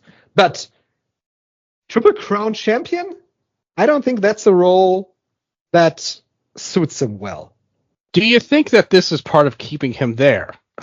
I absolutely think it is. I think it absolutely is something that they promised him, and that's keeping him around. And that gives you the opportunity to do the things that we said he would be great at, with the, reaching out to the West, training people, helping people there, that you were talking about last month. Mm-hmm. So we've got a lot of good stuff with Davey Boy, but yeah, Triple Crown, I feel like it's a necessary evil to get to that. Yeah. But they could have done that without sacrificing Yuma. I think like the way they did again, and I think that really hurts his standing right now. Like this is back-to-back reigns, and this one last year's reign was going really good, and then they pulled the rug out from under him. This one was really so-so. Like this title reign, it wasn't a great title reign, so it feels like he's gone downward in the past year, and I hate that because he's a really talented guy. I've seen a lot of people hating on him in his run, but this man is really a talented guy. Go back to look at him the last couple of years. So charismatic, very unique to the roster. He can play either role. He can get great heat if he needs to. He can be a great underdog babyface if he needs to. He's a great guy, and I think that this reign's really sullied some people's perceptions of him. Yes, and now he is back to the mid-card, teaming with Fumino Abe in the Real World Tag League. And that's the thing. Since last time on this show, Dylan, I've added the Baka no Jidai group to Cage Match, and I've been looking up who is part of this group, and Yuma Aoyagi actually is part of Age of the Fools, or the Era of the Idiots, however you want to translate that. And right now, this feels very appropriate, to be quite honest. And Irv, shout out, he said maybe that's where Aoyagi wants to be. We've talked about that before. That I mentioned it earlier. This company's full of goofballs, and he's at the top of the list. He's there. He's surely the Triple Crown champion of goofballs. He is the Fool, and as much as I love him, and we talked about it before, his finish is even called the Fool. he is the ultimate fool. Yes, which is a Persona reference, which I love, of course, obviously, like one of the best games ever, best game series ever, which I do love that, but still. It's like he's too good at it. Like if he were not as funny and goofy and charismatic, it would actually benefit him in the long run because he could be more serious, like a true champion. But like he was saying, maybe this is what he truly wants, to just like not be the leader. He just wants to do his thing and go his own route. And I mean, we don't know that. And I thought he was doing a really good job as champion last year. Again, I think people have forgotten that run because it went by so fast. But go back and look at when he won the belt versus Nagata last year. That felt like a crowning moment for him, and he ran with it. Look at when he faced Kento last year. That match was arguably their best match that they had together, like their title match last year, I thought. The match with Nakajima was a fantastic performance with him as more of the underdog. So he went both sides in that reign. Again, I think he's a little underrated right now, like by some people, because things have went so south for him. But if he can bounce back and just have good matches, and that's not probably going to happen with Abe as the team, because that's a really silly comedic-based tag team on paper. But if they just want to go out there and just be a serious team, I think he needs a little bit of help. And remember, not only did he get undercut last year, what did they do after he lost the belt? He jobbed left and right, it felt like, including to Hokuto Omori in the Tag League Finals. I love how you always bring that up. Of course, I have to bring it up because it's true. These are facts. We should never forget about that. We should never forget about Hokuto Omori beating Yuma Aoyagi. Absolutely not. So, but again, it's not just that, though. Again, he was really made to seem not that consequential to this company after he lost the belt. And they did a bad job. And unfortunately, I don't know if they're setting him up to succeed post-title reign with what they're doing now with this Fool stuff. Yeah. No, they are not. The Davey Boy run, like you said, you think it'll be a short reign for Davey? I can see Kento and Davey Boy being a strong team in the tag league. Even making it to the finals, maybe. They face Cyrus and Hartley Jackson on the final day. If they make it to the finals, I can see them facing maybe Rising Hayato and Yuma Anzai, or Sekimoto and Mashimo. They come to mind. Oh, that would be good. I hope they win. I hope they win the tag league. And whether Kento and Davey Boy win or not, I don't think that's really of any importance. I can see Kento calling him out. And you can kind of do the angle, even if they don't make the final, if they just, do something. Let's say they get eliminated the last day. you can immediately just spin this off into a singles match. Yeah, it's very easy. Yeah, exactly. So it's like a really easy way to set up the match ultimately, and and there's no immediate challenger for the belt. Unlike in New Japan's version with Naito and Hiromu, there's no, they don't have the same roadblocks in front of them, so they can actually do that very easily. No matter what they do. But I long story short, I do think this belt's going back to Kento. That's where this ultimately is all going to end up. Kento is going to win this belt from Davey Boy. And they didn't want to do Kento and Yuma Aoyagi again, but they somehow had to transition the belt to Kento. I think that's exactly what this is about, ultimately. It helps Davey Boy. You get the title run. Hey, shout out to Davey Boy for being the first Canadian Triple Crown champion. Yes. He said right now. Shout out to Canada. Yeah, all these years later. You give him a good thing to have on his resume. Maybe it makes him happy. You get to have big matches with him, and you bridge back to Kento, which is where you want to go, ultimately. And it saves you... In a lot of ways, this Aoyagi reign was just one big bridge back to Kento. Ultimately, they wanted to get from Anzai to Kento, but they had to go through these hoops to get there. Is what I really think. Hmm. Yeah. Yeah. So might be them making it to the finals. Who else do you have in mind? Let me see the blocks here. On here, I did like the tag league,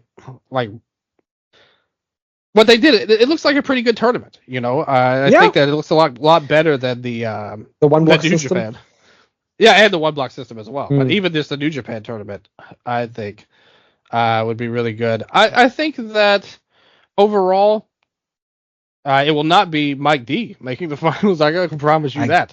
Guess not. Not with Makoto Oishi by his side. Yeah, that's what I'm saying. That's not going to happen. I got news for you there. In A block, I think that the safe bet is the Saitos making it for drawing purposes and work purposes as well. I would love to see them continue Musashi and Yoshioka. Anzai and Hayato as a team, I honestly don't... I thought they had something with Anzai and Honda as a team. I kind of wish they had kept that and had Hayato and Ayabe be the small guy, big guy team. But I don't think they have that much upside as a team. I think the Saito brothers are a safe bet in A block. In B block, I honestly could see Honda and Ayabe winning it. I think they might win the tournament. Yeah, I mean, I would go with that. You got Suwama and Hideki. And then you can never bet. I mean, that's not that. I hate their team. I think that's the worst usage of both men, to be honest. The other ones, I mean, Kento and Davey, again, that could set up. And they've done that before, where single stars come together and get tag title shots. I could definitely see them getting it as well. I think one of those teams will get it, Honda and Ayabe or Kento and Davey. Yeah, makes sense. Yeah. But it's a good tournament up and down, both blocks. I'm excited. I love your idea of Sekimoto and Kengo. That's who in my heart I wanted to win. But I don't know if it'll happen, unfortunately. That's going to be a tough part, much like with what you said about the New Japan teams. Two guys coming in from their respective companies being, Kengo and Sekimoto not so much the top guys anymore, but they are still very protected within their own company. And when they come to a different company, they are still protected. Yeah. And both of these protected guys dropping falls, that seems unlikely. Yeah. I mean, I think with them, you only need a loss or two to advance another team. And I think they'll, the Saito brothers, I think will be good. Yeah. And you could have Anzai get a pin over one of them, and it would be fine overall. So that could save them overall. They don't have to do a ton of jobs. I think they'll have a good record, but I don't think that they'll win the block. But I hope I'm wrong. I hope they do. Maybe they'll also persuade Sekimoto to drop a fall to Mike DiVecchio because he respects him, because he's a muscle guy. Okay, I like you. I like the way you think. Shout out to Mike D for being a muscle master right there. For sure. I agreed with your points. So we'll see if that comes to pass or not. That'll be something we'll talk about if that does happen, I'm sure. Yeah. One of the best parts about Mike D's overall appearance is that his dad, who apparently owns the gym that he's training in, is always at every single show that Mike D is wrestling on, like in the crowd. Do you think he'll be at these shows? I wouldn't rule it out, actually. Love it. We got to keep a watch out for Mike D's dad on these shows. Yeah. Yeah. That is, I guess, that's as much you could say about this tour. It's not like this was any kind of substantial storyline advancement or anything. It was a nice tour, which once again, Dylan, I like that All Japan TV is putting all of these matches on, but only having commentary for the last show makes these shows feel so less important than any other shows they put on. I get that All Japan is a company that is not that doesn't have a lot of money to invest in production quality, but even Dragon Gate, they put up these shows with wrestlers on commentary. That couldn't be that expensive and too difficult to do.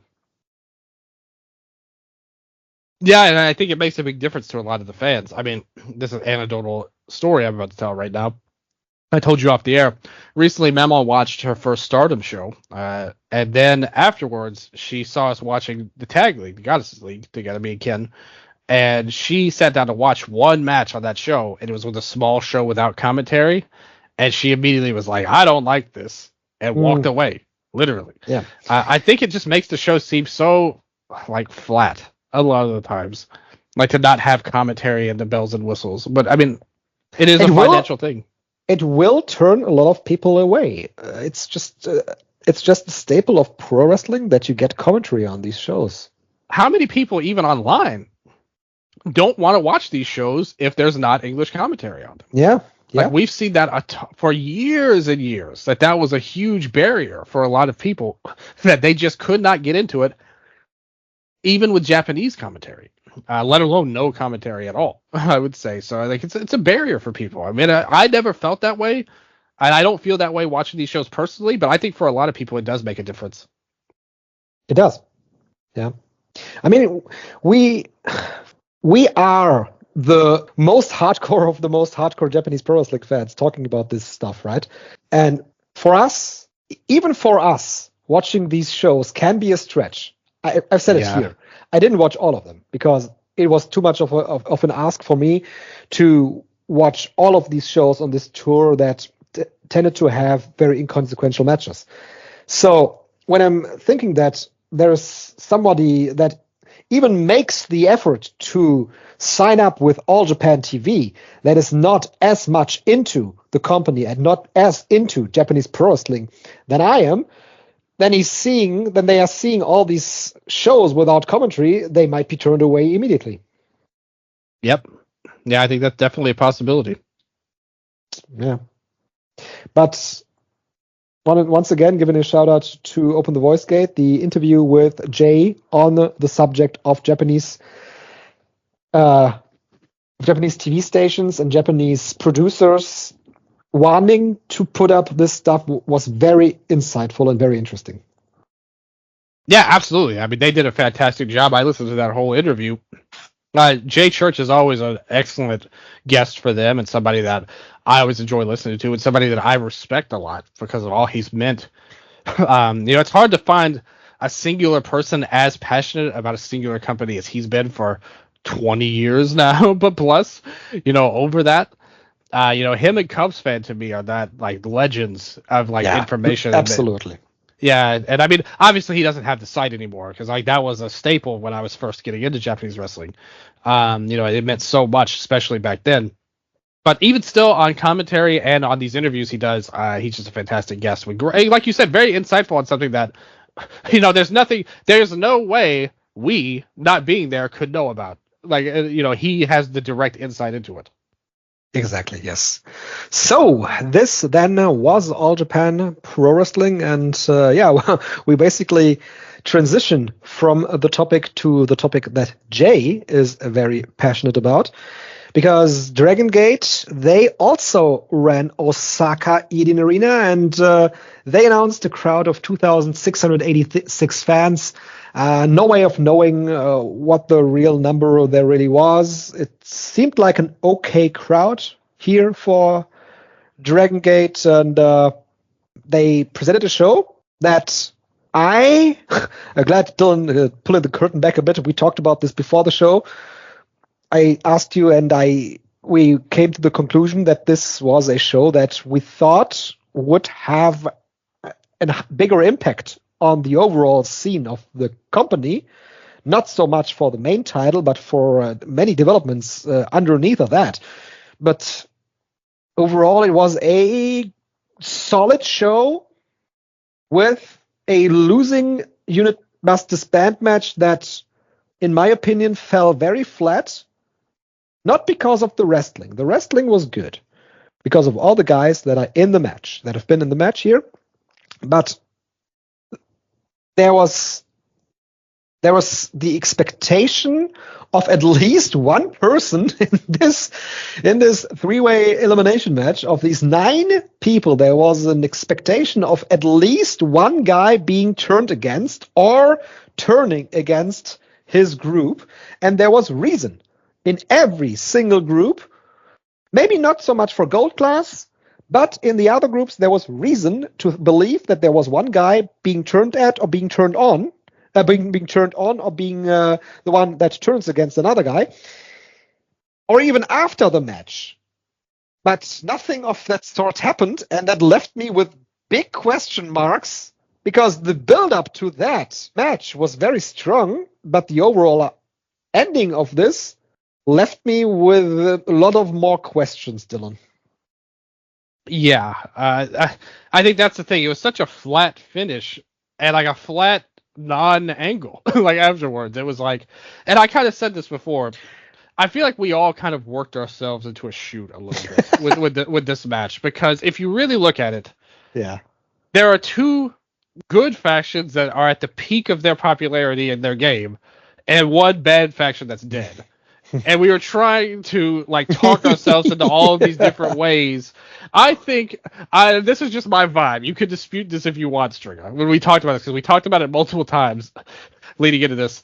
Because I argued against this with you. I gave you facts to dispute this. I know. I think you just wanted Dark Masquerade. Damn, I wanted Dark Masquerade so bad. Yeah. Like that's what I think. That's the vibe I get. But I think we were all kind of finding ways out of what's so actually logical and obvious, which is Big Hug. This faction failed, and it's dead, and now it's time to end it. This makes total sense. But it's not that interesting. Like Z-Brats losing would have been much more chaotic and unpredictable and more fun, ultimately, even if it doesn't make that much sense. Because again, I said it before, the heels never lose these faction breakup matches. Outside of literally one time they really lost overall with Mad Blinking. Like I said, that's the only time. And I mean Deep Drunkers, but that was like an angle. They lost on purpose. Type of deal to set up Team Doi, which is one of the best angles that DG had. But this, you can't get rid of Z-Brats right now. You're not going to break up Gold Class. That would be even worse. With how good they're doing. So Big Hug, they're done. It was just easy and obvious, but it just wasn't that interesting ultimately. And I think that's a big problem. Why they didn't spice it up with some kind of turn, like somebody running it. They really didn't do anything. Shun was nowhere to be seen, and because of what had happened earlier, they effectively told why he wasn't there, to be fair. But it made this match much less interesting without his involvement. Yeah. It, in the end, was comparable to the Kurkan match they did where Z-Brats ended high end. That's kind of how this feels. Honestly. That's kind of exactly, that's because a great point, Strigga. High End also was a very unsuccessful unit, and they ended that very unceremoniously, even though they had somewhat of a hook with the return of Kagetora in that match. But it also felt very unceremoniously how they ended Big Hug here.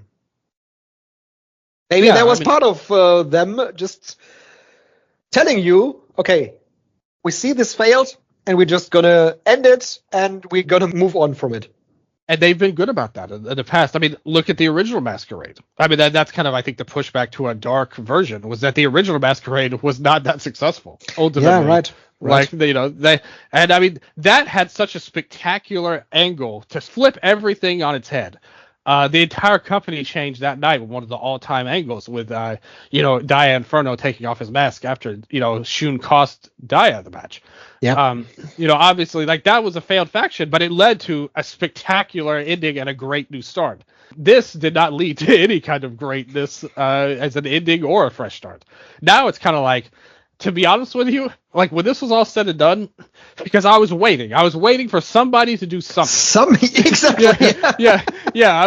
I was just waiting for something to happen. And what we got was Ben K cutting this promo about Gold Class disbanding too, which was like, what? Yeah. Confused everybody. You heard the crowd. You heard the question marks over each and everybody's head in the arena. Yeah, just a terrible follow-up to the match that it wasn't even interesting anyway. But especially with that, it just made it seem like, what are they doing? like what is going on with this company? Like, we just praised them and they're doing this. They immediately realized that was a screw up and they walked it back. They had Ben K walk it back hours later. So I do appreciate that. But I was just waiting for something to happen.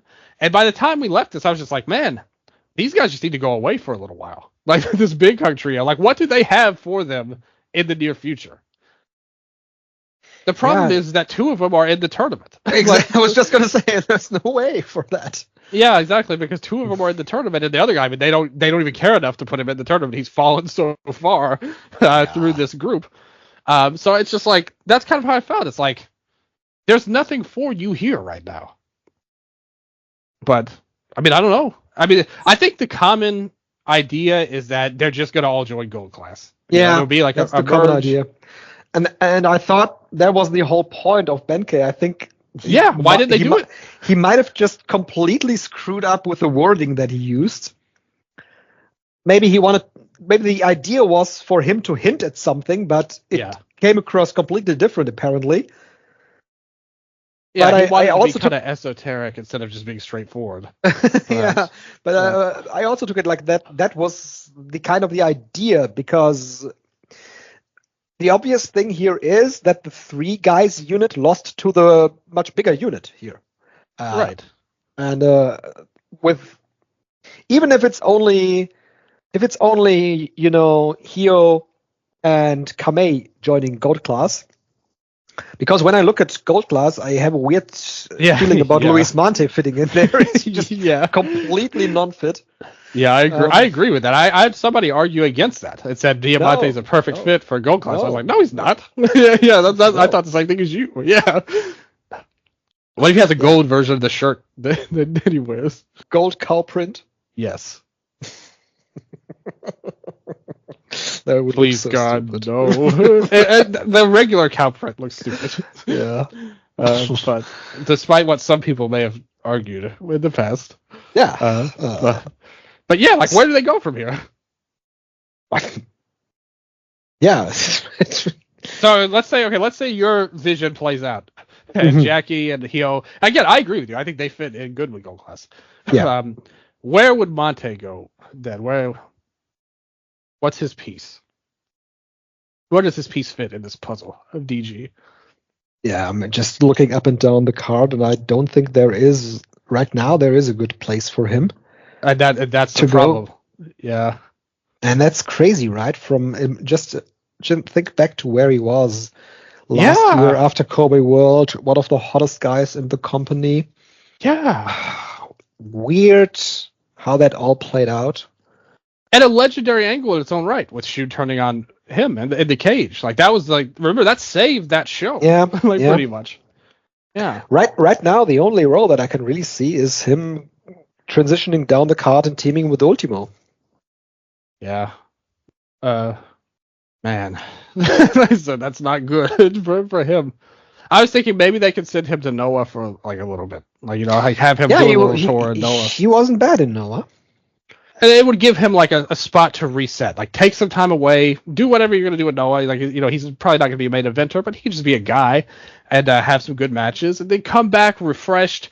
You can have him turn on somebody, or join somebody's group, save somebody, do something interesting, which he hasn't done in a long time.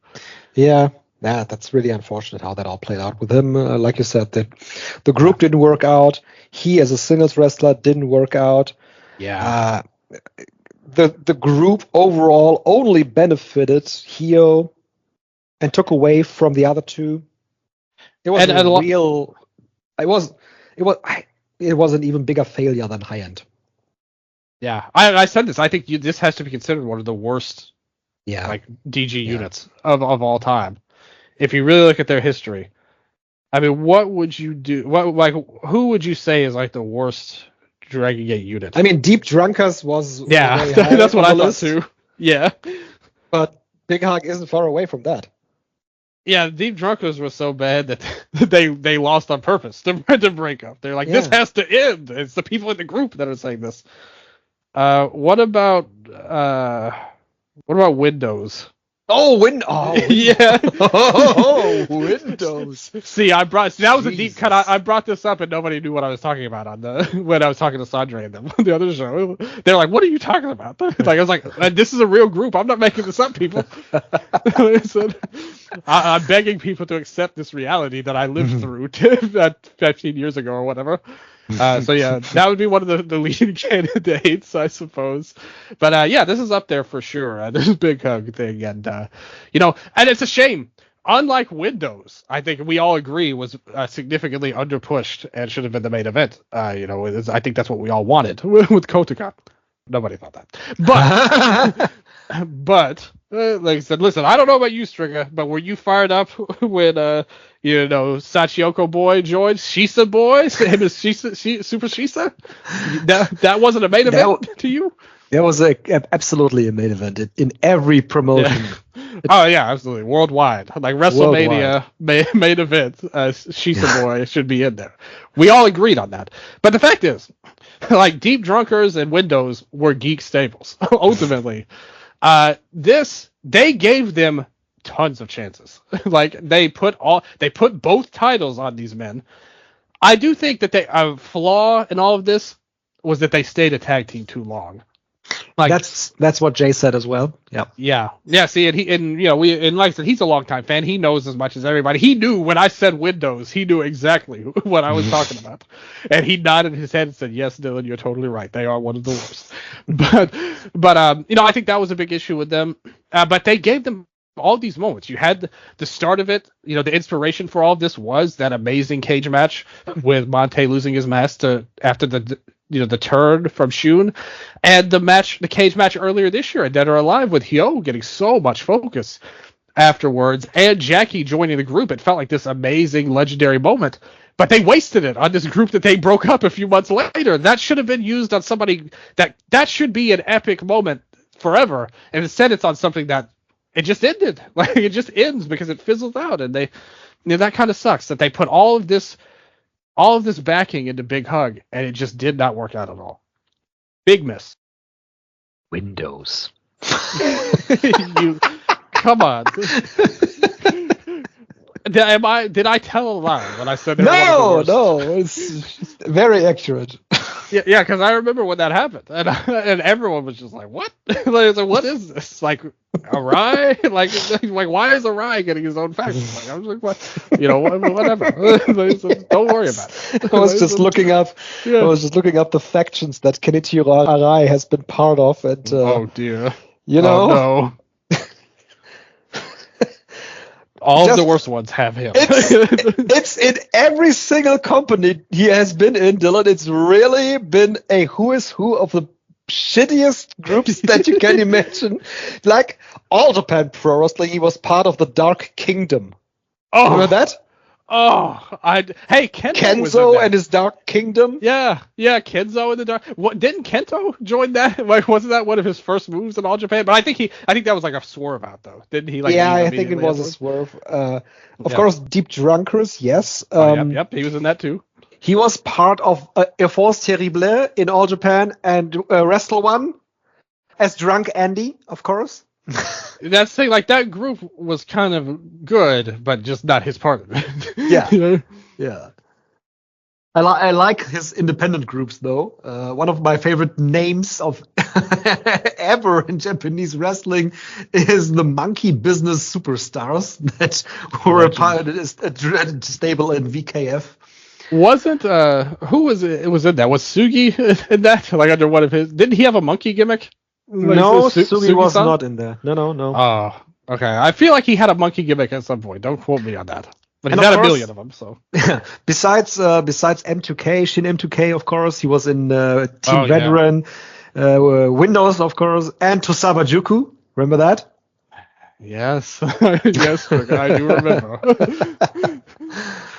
I wonder what people are listening to this are thinking right now. Like, what is going on in Dragon Gate in 2010? Like, what was going on back then? And it was actually like a great time for the company overall. It's just these particular groups. Oh, yeah.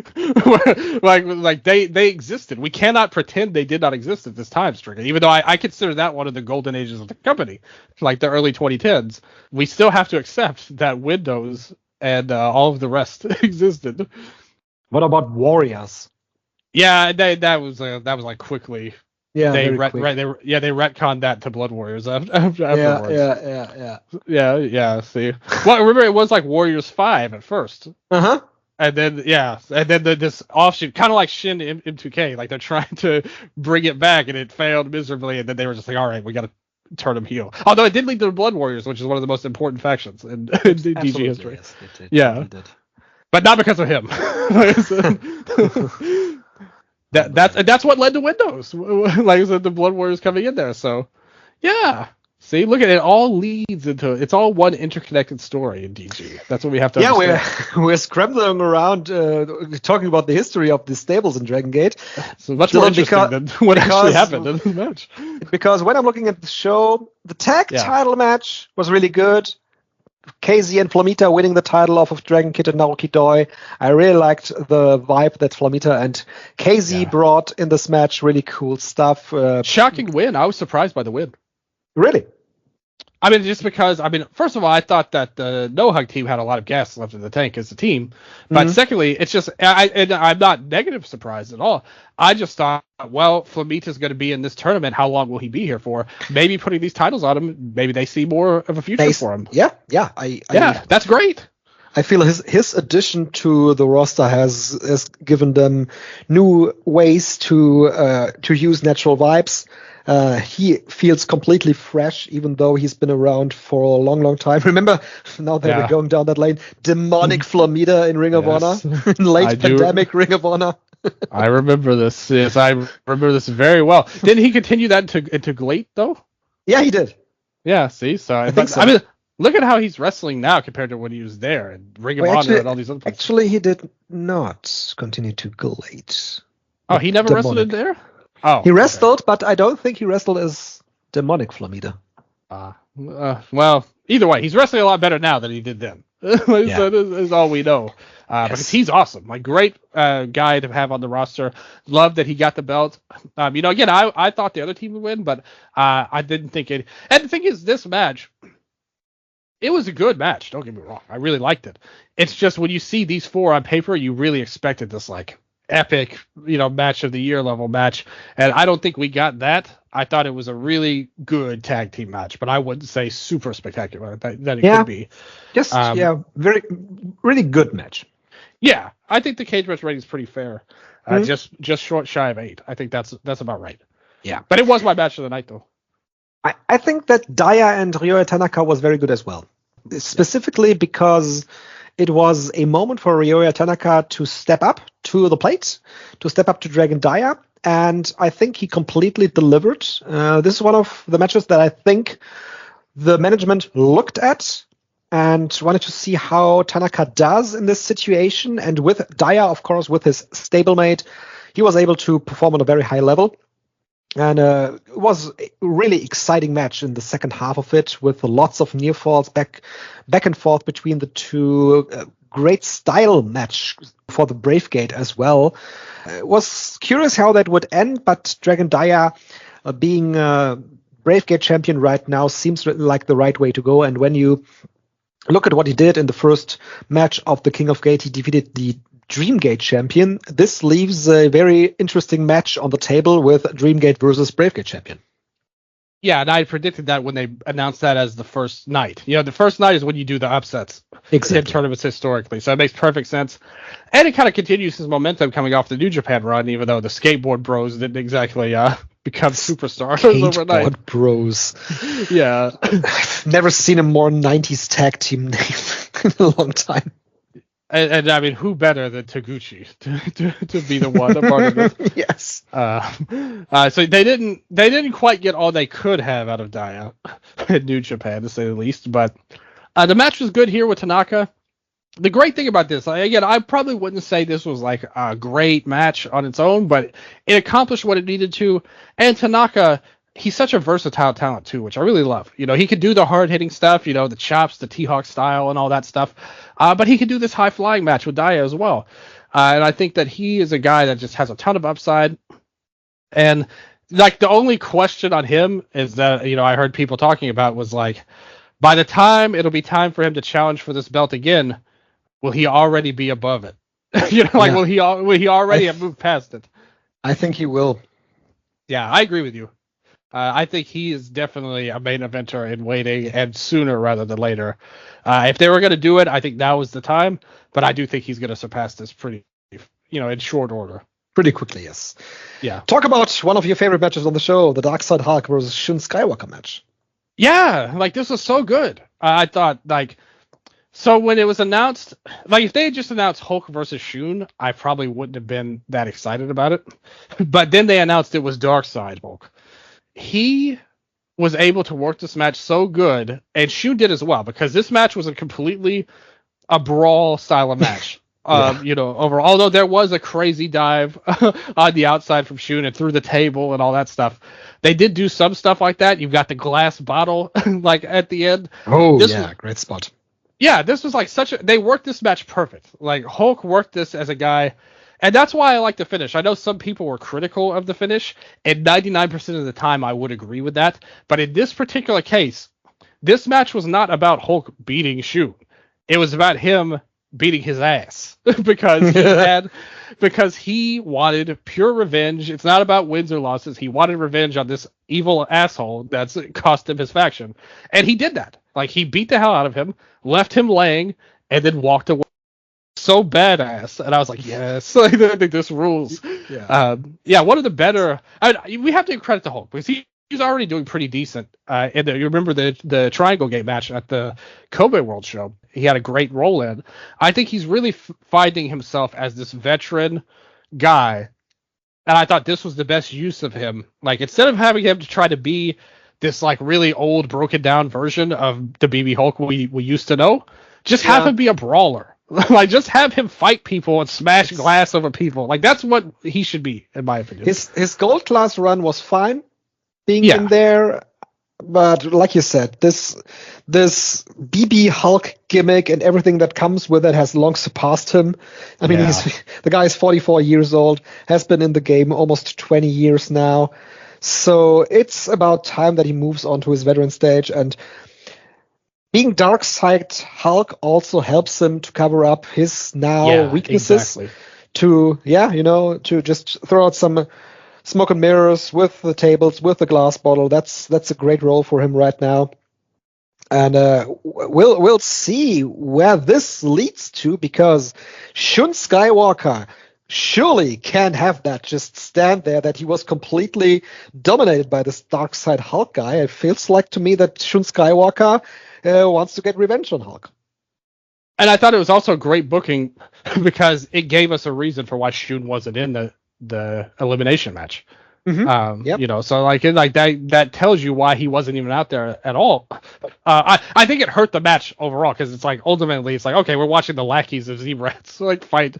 It's not even the important lackeys like Kai and Ishin were in the undercard. It's like the lackeys fighting for this, and they're not even out there. It's like, where are you? But at least this gave us a reason for why Shun wasn't out there. So it was good and gives you a kind of easy path to go through with Minoru. Like getting the win so decisively. This could be the start of like Shun on his way out of this group. Like I think that could easily be something they look at and say, hey, where were you? We didn't need you to win, Shun. Like you can't tell us what to do anymore. Like especially, I mean, my prediction is Minoru wins this Kingdom Gate. He gets the title shot. And I think if that happens, that totally sets up him and Shun down the line. Yeah, that's been something that we've been saying after he lost the hair versus hair match to Yamato. Makes perfect sense. And could set up even more great things in the future, because I've always said it. The end game for Shun is back as a babyface. Like that will happen one day or another. And I think it may be coming sooner than I may have anticipated if this plays out how it's looking, because they're not just going to let this, like it's Dragon Gate. They're not just going to let this go, like him getting destroyed by Hulk and Hulk walking away. No. But it's going to be interesting. Will he tease revenge on Hulk? Will his opponent, will his group, turn against him for this, humiliating defeat? Like, what's going to happen? It gives you, and that's why I said, Shun is like, again, trying to kind of bring up the end of the year awards.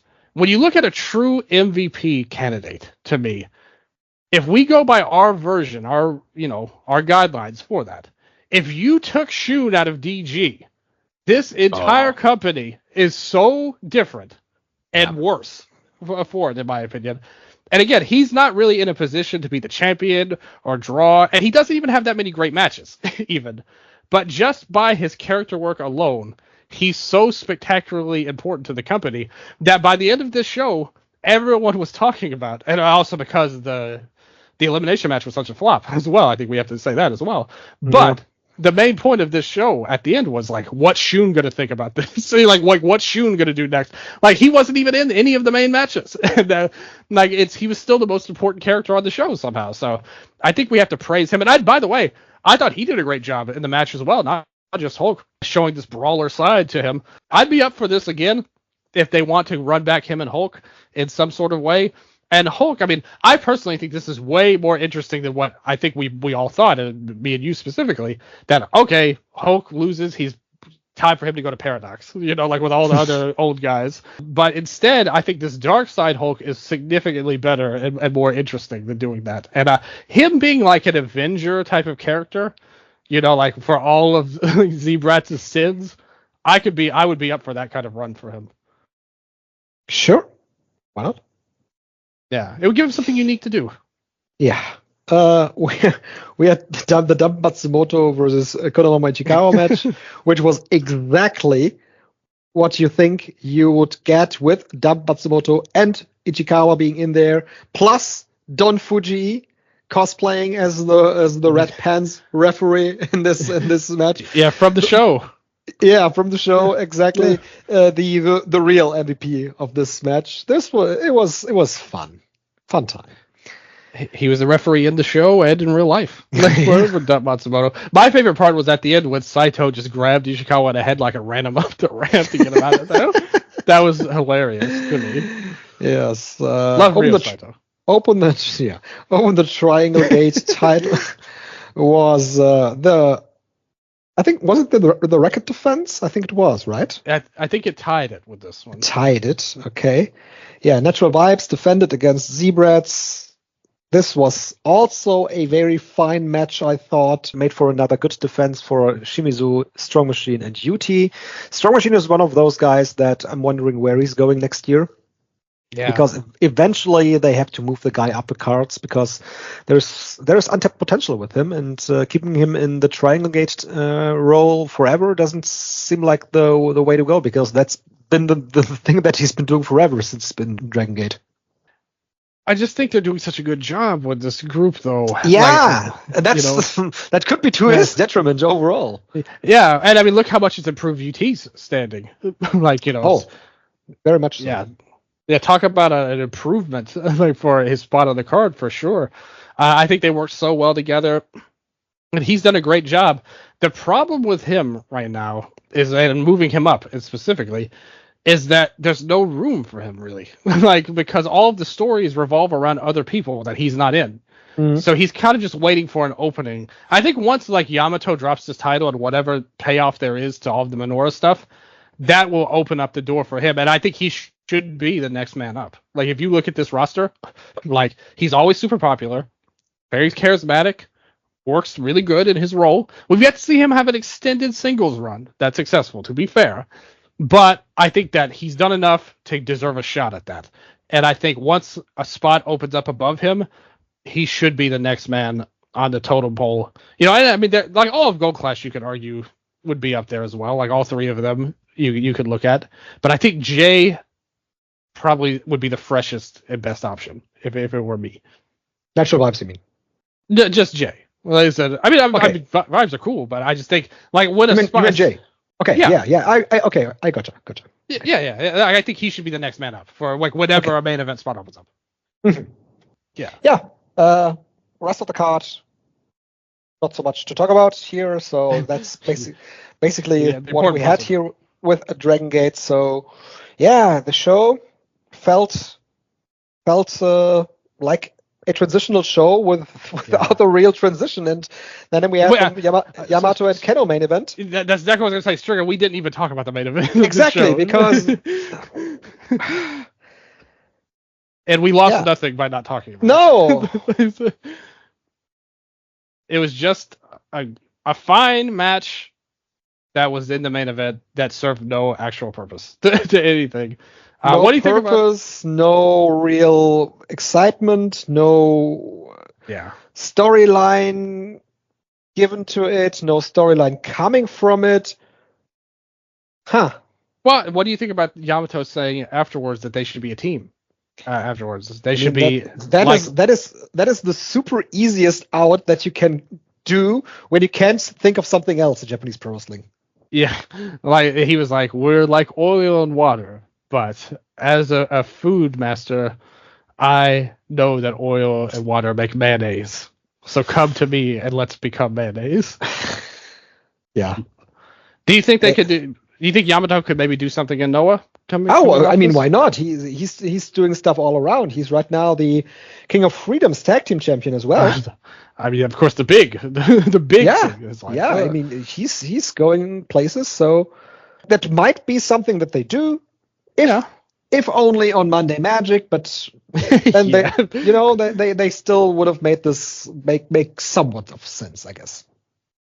Well, the pitch to me was like, let's say Yamato and Keno versus Sugiura and Marufuji at January 1st, like tag title match. Sure. Yeah, I think that, like, they don't really have any better options than Noah for a tag team challenger right now. Why not throw him in there? But isn't like Sugiura challenging for the title? That's on January 1st?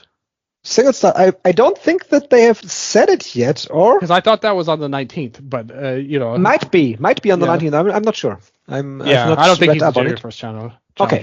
I can understand it's Noah. You don't want to read up on things there, so it's okay. But Dragon Gate. It was a good show, but it was disappointing from the expectations, and ultimately it felt like nothing actually came to pass that was that important, other than like the Shun and nothing even happened. It was just implications on what could happen in the future. Yeah. All right. Good. One final point on this show, Dylan, because we've been going long. I want to quickly shout out some matches from the DDT show in Sumida in Tokyo. They were at the Higashin Arena drawing an official crowd of 2,200 fans, and it looked really packed. So I was really happy for DDT drawing this kind of a crowd for a show like this, because it basically was a show that was completely built around the Chris Brooks and Shinya Aoki title match. And of course, Satoshi Kojima was on the show, but he was in a multi-man match. So basically, this was the hook of the show. And I thought that the match between Brooks and Aoki was good. We have a 7.1 rating, and I would say this is accurate for this match. Brooks tried to take Aoki out of his playing field and threw him into the chairs very early on. But very early on also, Aoki threw Brooks into the chairs. So Brooks' game was a game that Aoki could play as well. And Aoki brought out all of his weapons that he has learned in the last couple of months being in DDT singles matches. He did the dive, he did the head scissors, and he also, of course, trapped Brooks in various submissions. But in the end, it was Chris Brooks who was able to tap Shinya Aoki out in his own game. So a match of guys trying to branch out in the other's style, which was a good storyline between the two, because otherwise these two don't have very much in common. It was a good title match for 21 minutes. Other things on the show I thought was good. I really like to watch these openers DDT does in a recent time, because they usually pair the young guys here. Katsuma Sumi and Yuni have become a tag team. We've talked about them before here. They faced Keigo Nakamura and Yuki Ishida. Once again, a good opening match. There's a lot of untapped potential with these youngsters, and one of them has gotten a role right now. That is Illusion. Illusion is now part of Damnation TA, and he is actually the most interesting part of this group because of him turning to the dark side, him adopting a new mask, and him adopting a new style, and turning against Takeshi Masada, who he beat in this match with a gorgeous-looking Swanton Bomb. This was a great finish. And that is basically what I would shout out from this show. Was a good watch, but nothing must-see on this one. What about the Pokotan match? Yeah, I skipped through that. It was what you'd expect, This anti-mascot wrestling on your part. 4 dudes in costumes running around the ring. How dare you insult the greatest comedy this world has ever produced, mascot wrestling, on here. It's fun when Pokotan is in with wrestlers that are not dressed as other costumes, as other, What do you think about Brooks getting the title? The Aoki's title reign. I was really surprised by that because, much like with the rookies, I think there was lots of untapped potential with Shinya Aoki. Mm-hmm. But maybe Shinya Aoki has different responsibilities to take care of in the next coming months, so they took him and got out of the title run what they could, because they had the Endo match was fine, but the Harashima and Shunma Katsumata match were really fun. Mm-hmm. So they did that, and maybe that's all they could do right now. So they went back to Chris Brooks, and it felt like the crowd really was happy to see Chris Brooks being champion again. And once again, this was a really good draw. And Chris Brooks was in the main event of that show. That tells me that this is what the DDT fans want to see.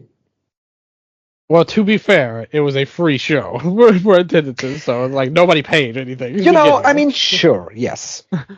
But still, that doesn't mean that they weren't there. It still counts. And, Brooks' title reign last year was some of his best work and was a draw for the fans. Yeah. And I thought they really lost something when he lost the title at first, but Ueno quickly picked things back up afterwards, and things didn't go down the way I thought. Because when he won the title, when they were doing that, Yuji Hino thing, that wasn't working at all. Nope. And I thought he really did a great job of turning things around. So I'm not against this. It feels like, Aoki, his match versus Ueno was great. The other matches, I don't think were able to live up to that, I would say. Even the Hiroshima match was really good as well, but I thought the Ueno match was his peak. The rest, he was not really doing it for me. So I'm not afraid of the change here. I don't know where they're really going, especially since Brooks is going to face Sasaki next month for the title, mm-hmm. which is not good for me at all as a viewer at all. But it's fine. I think Brooks, the fans love him. He's really ingrained himself as one of the top. When you think of DDT, he is one of the first names you think of above Shinya Aoki, even though I like him a lot. I think that he's a guy that deserves the belt, and it feels like we're kind of we're kind of picking up where we left off with his surgery last year, which he thankfully was able to recover from. But they mm-hmm. took the belt off of him. He had the surgery, and it feels like it took a year, and they're finally getting back there. And I think that he hasn't really done that much of interest, in my opinion, with this Schadenfreude international stuff. Hasn't really worked for me. Not a good group. Yeah, so it feels like they're trying to set things right here and then. So I like the idea on paper. I didn't see the show, but I'm sure it was a good match. I expect Aoki to deliver. His floor is very high, I would say, on DDT. So we'll see where he goes from here. And then Brooks, again, I'm not looking forward to that Sasaki match, but he has a chance to do good things with his title reign. Are you looking forward, though, to Yuki Ino versus Tomohiro Ishii? I mean, it's Ishii, so it's probably going to be great. I think he's better. Ino is better in a tag team. Like, I think they kind of jumped the gun, not going all out with him and Endo. But we'll see. If anybody can get something great out of him, it's Ishii. So it's a good cross promotion, very logical opponent for him as well. So good styles clash, love it. Yep, that is about it. What I have to say about DDT. And this, I guess, then brings us to the end of our show here tonight, Dylan. What about Ibushi? Like I said, I think we have to mention it. We have to mention. Yeah, that's true. We have to mention Kota Ibushi. So please do. Okay, so I will directly take. And we also have to talk about Inamura quickly at the end. Yes. We will talk about him as well. This is Wrestle Universe zone we're in right now. Shout out to Jamie. Always a long-time follower and a great person at Dramatic DDT. He wrote a big write-up of it, and basically, to summarize it, after a while, they took all of Ibushi's matches off of Wrestle Universe, except for his horrendous Marufuji match, because we cannot have night things. Everything's gone from DDT, except for the one match they should have. And a lot of people were talking about things going on Twitter, and basically, Jamie confirmed it wasn't about an injury or anything like that, but the crowd was making their way out after the August 25th show. Mao and Shunma announced their intentions to challenge for the DDT tag titles. They continued talking about their goals backstage during their post-show interview until Mao changed the subject and brought up Golden Star Syndrome. That was the phrase he used to describe Ibushi's fan base and the last DDT fans who came to the show just to see him chase Old Glory again. Mao's point was the fans should not take the current generation for granted because they're the ones who kept DDT going after Ibushi left, and their company went downhill from the peak of popularity. Yuki Ueno also spoke about it backstage after his defeat in the main event. Ueno said DDT became what it is today thanks to Ibushi, and everyone should be grateful for that. Sanshiro Takagi loves him like family, which means Ueno also treats him like family. However, Ueno also questioned Ibushi's motives for returning to DDT and revealed there are other people in the company who aren't happy he came back. Ueno wants to make DDT better, but he couldn't tell if Ibushi's intentions are the same. So when Ibushi found out about those comments, he went crazy on Twitter, was super pissed. He was wondering if the wrestlers criticized him out of jealousy. He isn't interested enough to get involved in any further and decided to ignore them. He also asked if those wrestlers are DDT's current aces and suggested if this deal isn't working out, he still has AEW to go to. He ranted. Nakazawa, Michael Nakazawa's longtime friends, he posted a blog about it. And he basically said he understands that a lot of DDT's current wrestlers are annoyed at Ibushi, and he wishes they had just spoken to somebody in management instead of going public with it. And Nakazawa compared Ibushi to Takeshi when it comes to drawing in fans that DDT couldn't draw on their own. But he did say that he could have handled it in a more mature manner. So basically, they said stuff. They shot on Ibushi in these promos. Ibushi was pissed. And from the looks of it, again, we don't have this confirmed, but I would bring up the incident between Naoya Ogawa and New Japan World, where he personally requested his matches to get taken off. I would suspect something like that happened as well with this Ibushi thing, or maybe they just did it on their own. I find it hard to believe they would risk alienating him that way, to be honest with you. I just, I feel like this could get smoothed over, long story short. They could meet backstage, somebody could make some apologies to Ibushi, and they could just work it out. But because it's Ibushi and he's so erratic, you can't really predict what's going to happen next. But it doesn't seem like that big of a deal to me, honestly. But it's just one of those stories that has happened with Kota Ibushi in recent years. It was nice to see him back in DDT, and it felt like DDT wanted to have him back more than he wanted to be back in DDT. But overall, I just think that not only DDT, but Japanese Pro Wrestling has passed him by. maybe pro wrestling overall has passed him by. Maybe it would be time for him to move on and find something else that fulfills him, because when you look at the last couple of years, from his exit from New Japan Pro Wrestling to this exit now from DDT, doesn't feel like that he's all that happy with wrestling overall anymore. I do want to just to kind of like, it's almost like Jamie in the past was listening to me and wrote this in. At the end, I was reading through his article. He had an update he posted now that wasn't there at the start, where Dave Meltzer of the Wrestling Observer newsletter wrote about the situation and got information from a source close to the matter. The new info was written like this. Another person with knowledge of the situation wrote to us saying there were comments backstage from the younger guys towards Ibushi that he felt were disrespectful. And I guess when the president, Takagi, in quotes, asked them to apologize and squash this beef, most of the talent didn't want to. So Ibushi chose not to work for DDT anymore. The person also said he felt that this was blown out of proportion. So what do you make of them? Like, they don't even want to apologize. Again, we're going off of what this report says. We were not there. Mao did not call me, let me know. But it's believable. Should they have apologized? Being in their situation, in Mao, Yukino, whoever it was, I can see why they wouldn't want to apologize, because they have been, yes, Kota Ibushi, they have been the guys in DDT in recent years. And while Ibushi is a legend of the company, he's part of the past of the company. He's not carrying the company. He's not doing anything for the company. He's in there for a quick 6-man tag or whatever he did.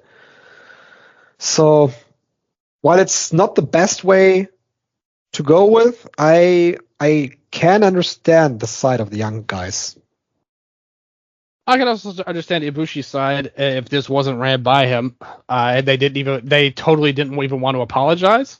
I can see why he might have gotten a little not happy about that. I mean, I can understand his side of the story too. Yeah. Also, what he said, what's accurate is DDT was way more popular when he was a top star than these guys, than with these guys as the top stars. That cannot be disputed, ultimately. Yeah, sure. And so I can understand the biggest problem with him right now, and I think a big reason why they didn't want to apologize, is because that Ibushi, that's a legend of the company, does not exist anymore. Right. His wrestling is not good. He's not a draw in Japan anymore. That's been proven multiple times. That's what I said. Does he even have a place in wrestling anymore? Well, I mean, he's still got friends, and a lot of the old guard in DDT, I'm sure, respect him a lot. But I said it. I remember us talking about it with the 6-man tags. This run to me was not meant, in my opinion, to showcase what Ibushi could do as a top star, or as a draw, or anything like that. This run was a test for him, both in the ring and how he would react to how things were. And on top of it, I would point to his comments a few years ago when asked about, after he left New Japan, he responded to a fan asking him about working at DDT, which he said, no, I don't want to go there. In the past, that was not that long ago. He said that. And I'm sure a lot of people noticed that within the company. And what Ueno said probably is a vibe a lot of people got. Why are you here now if you didn't want us to, you didn't want to be here before?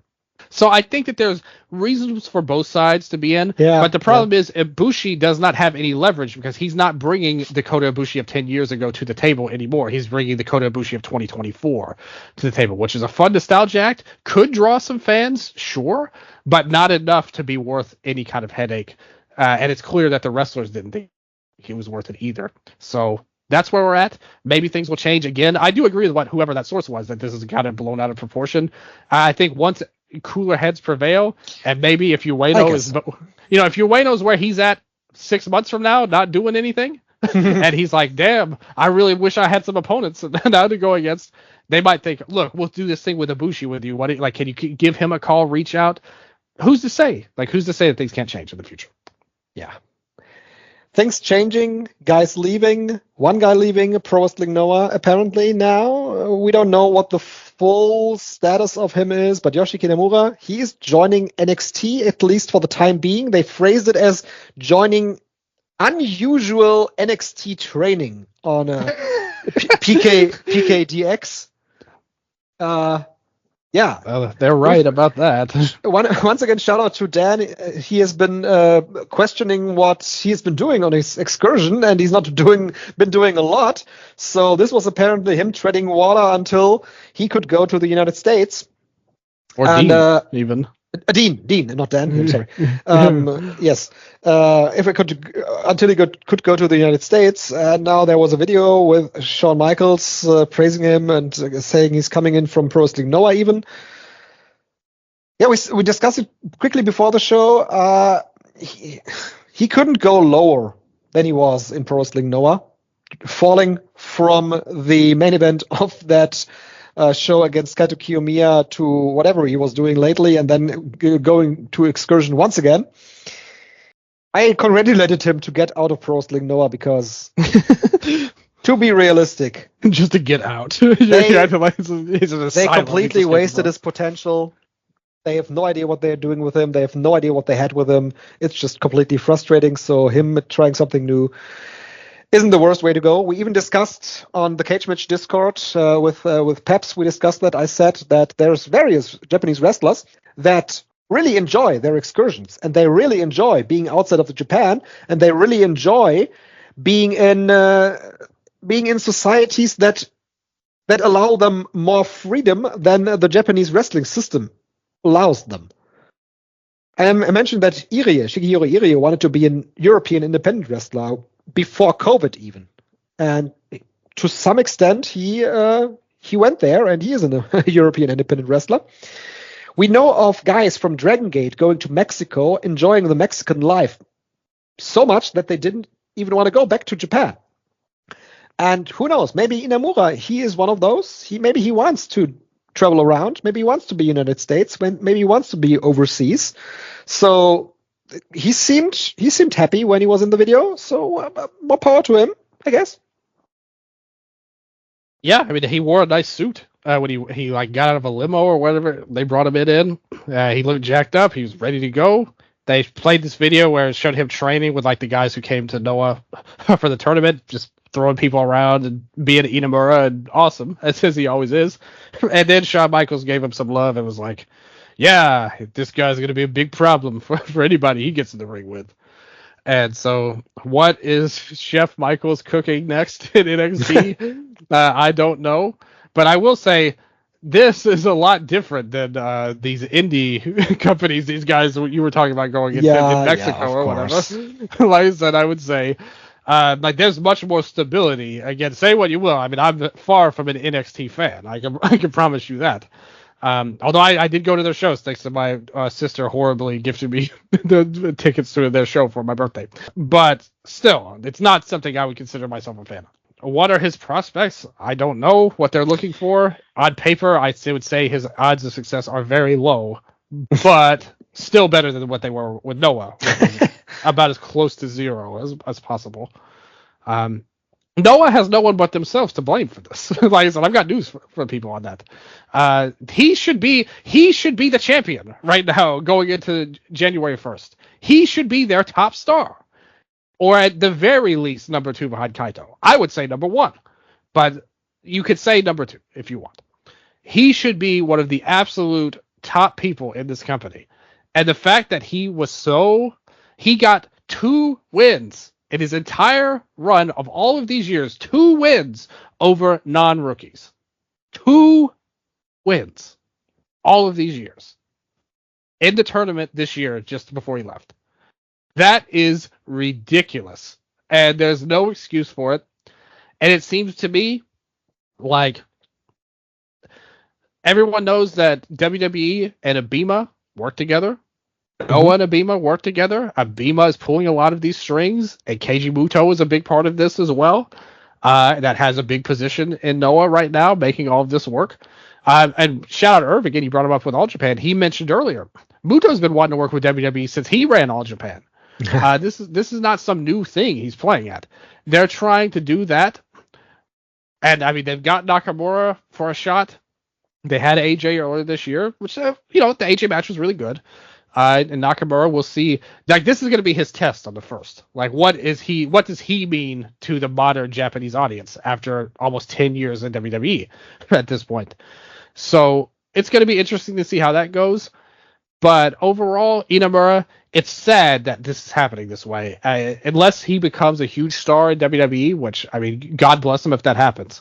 But this man should be the top of the top in Noah. On all of their advertisements, all of their posters, everything online they put out, and he just was never even close to that. He was never even out of the lower card, and that's a real shame. Yeah. That is it basically, right? Yep. All you can say about that. Yeah. All right. Like I said, going long. It's getting late here, Dylan. I really gotta. We're ending the show right now. Right? Like, why are you complaining? Ending the show right now. It's been a ride. I mean, there has been a lot this week, and we haven't even touched on the Noah show that was on the other day. You didn't watch that. I didn't watch that. No, I did not watch that. Well, I didn't either. I didn't watch it either. It's not How just about you. that? Usually you are the smart one that dodges it, but not this time. I've had way too much going on in my life for any of this stuff. But still, I will say thank you guys for listening out there. I enjoyed the show a lot. We talked about a lot, obviously. But hopefully you guys all enjoyed it, and hopefully everybody's safe out there and know that we're thinking of everybody. And, we're always here for you in some way or another, even if it's just talking about Japanese wrestling and sometimes strange ways that come about from it. But still, always a lot of fun. Thank you guys. Check out the Observer Hall of Fame show I did with Gerard last week, but right around the time me and you did our last show. That was a lot of fun. We talked about all kinds of legends and stuff like that on there. Check out the patreon.com/Eastern Lariat.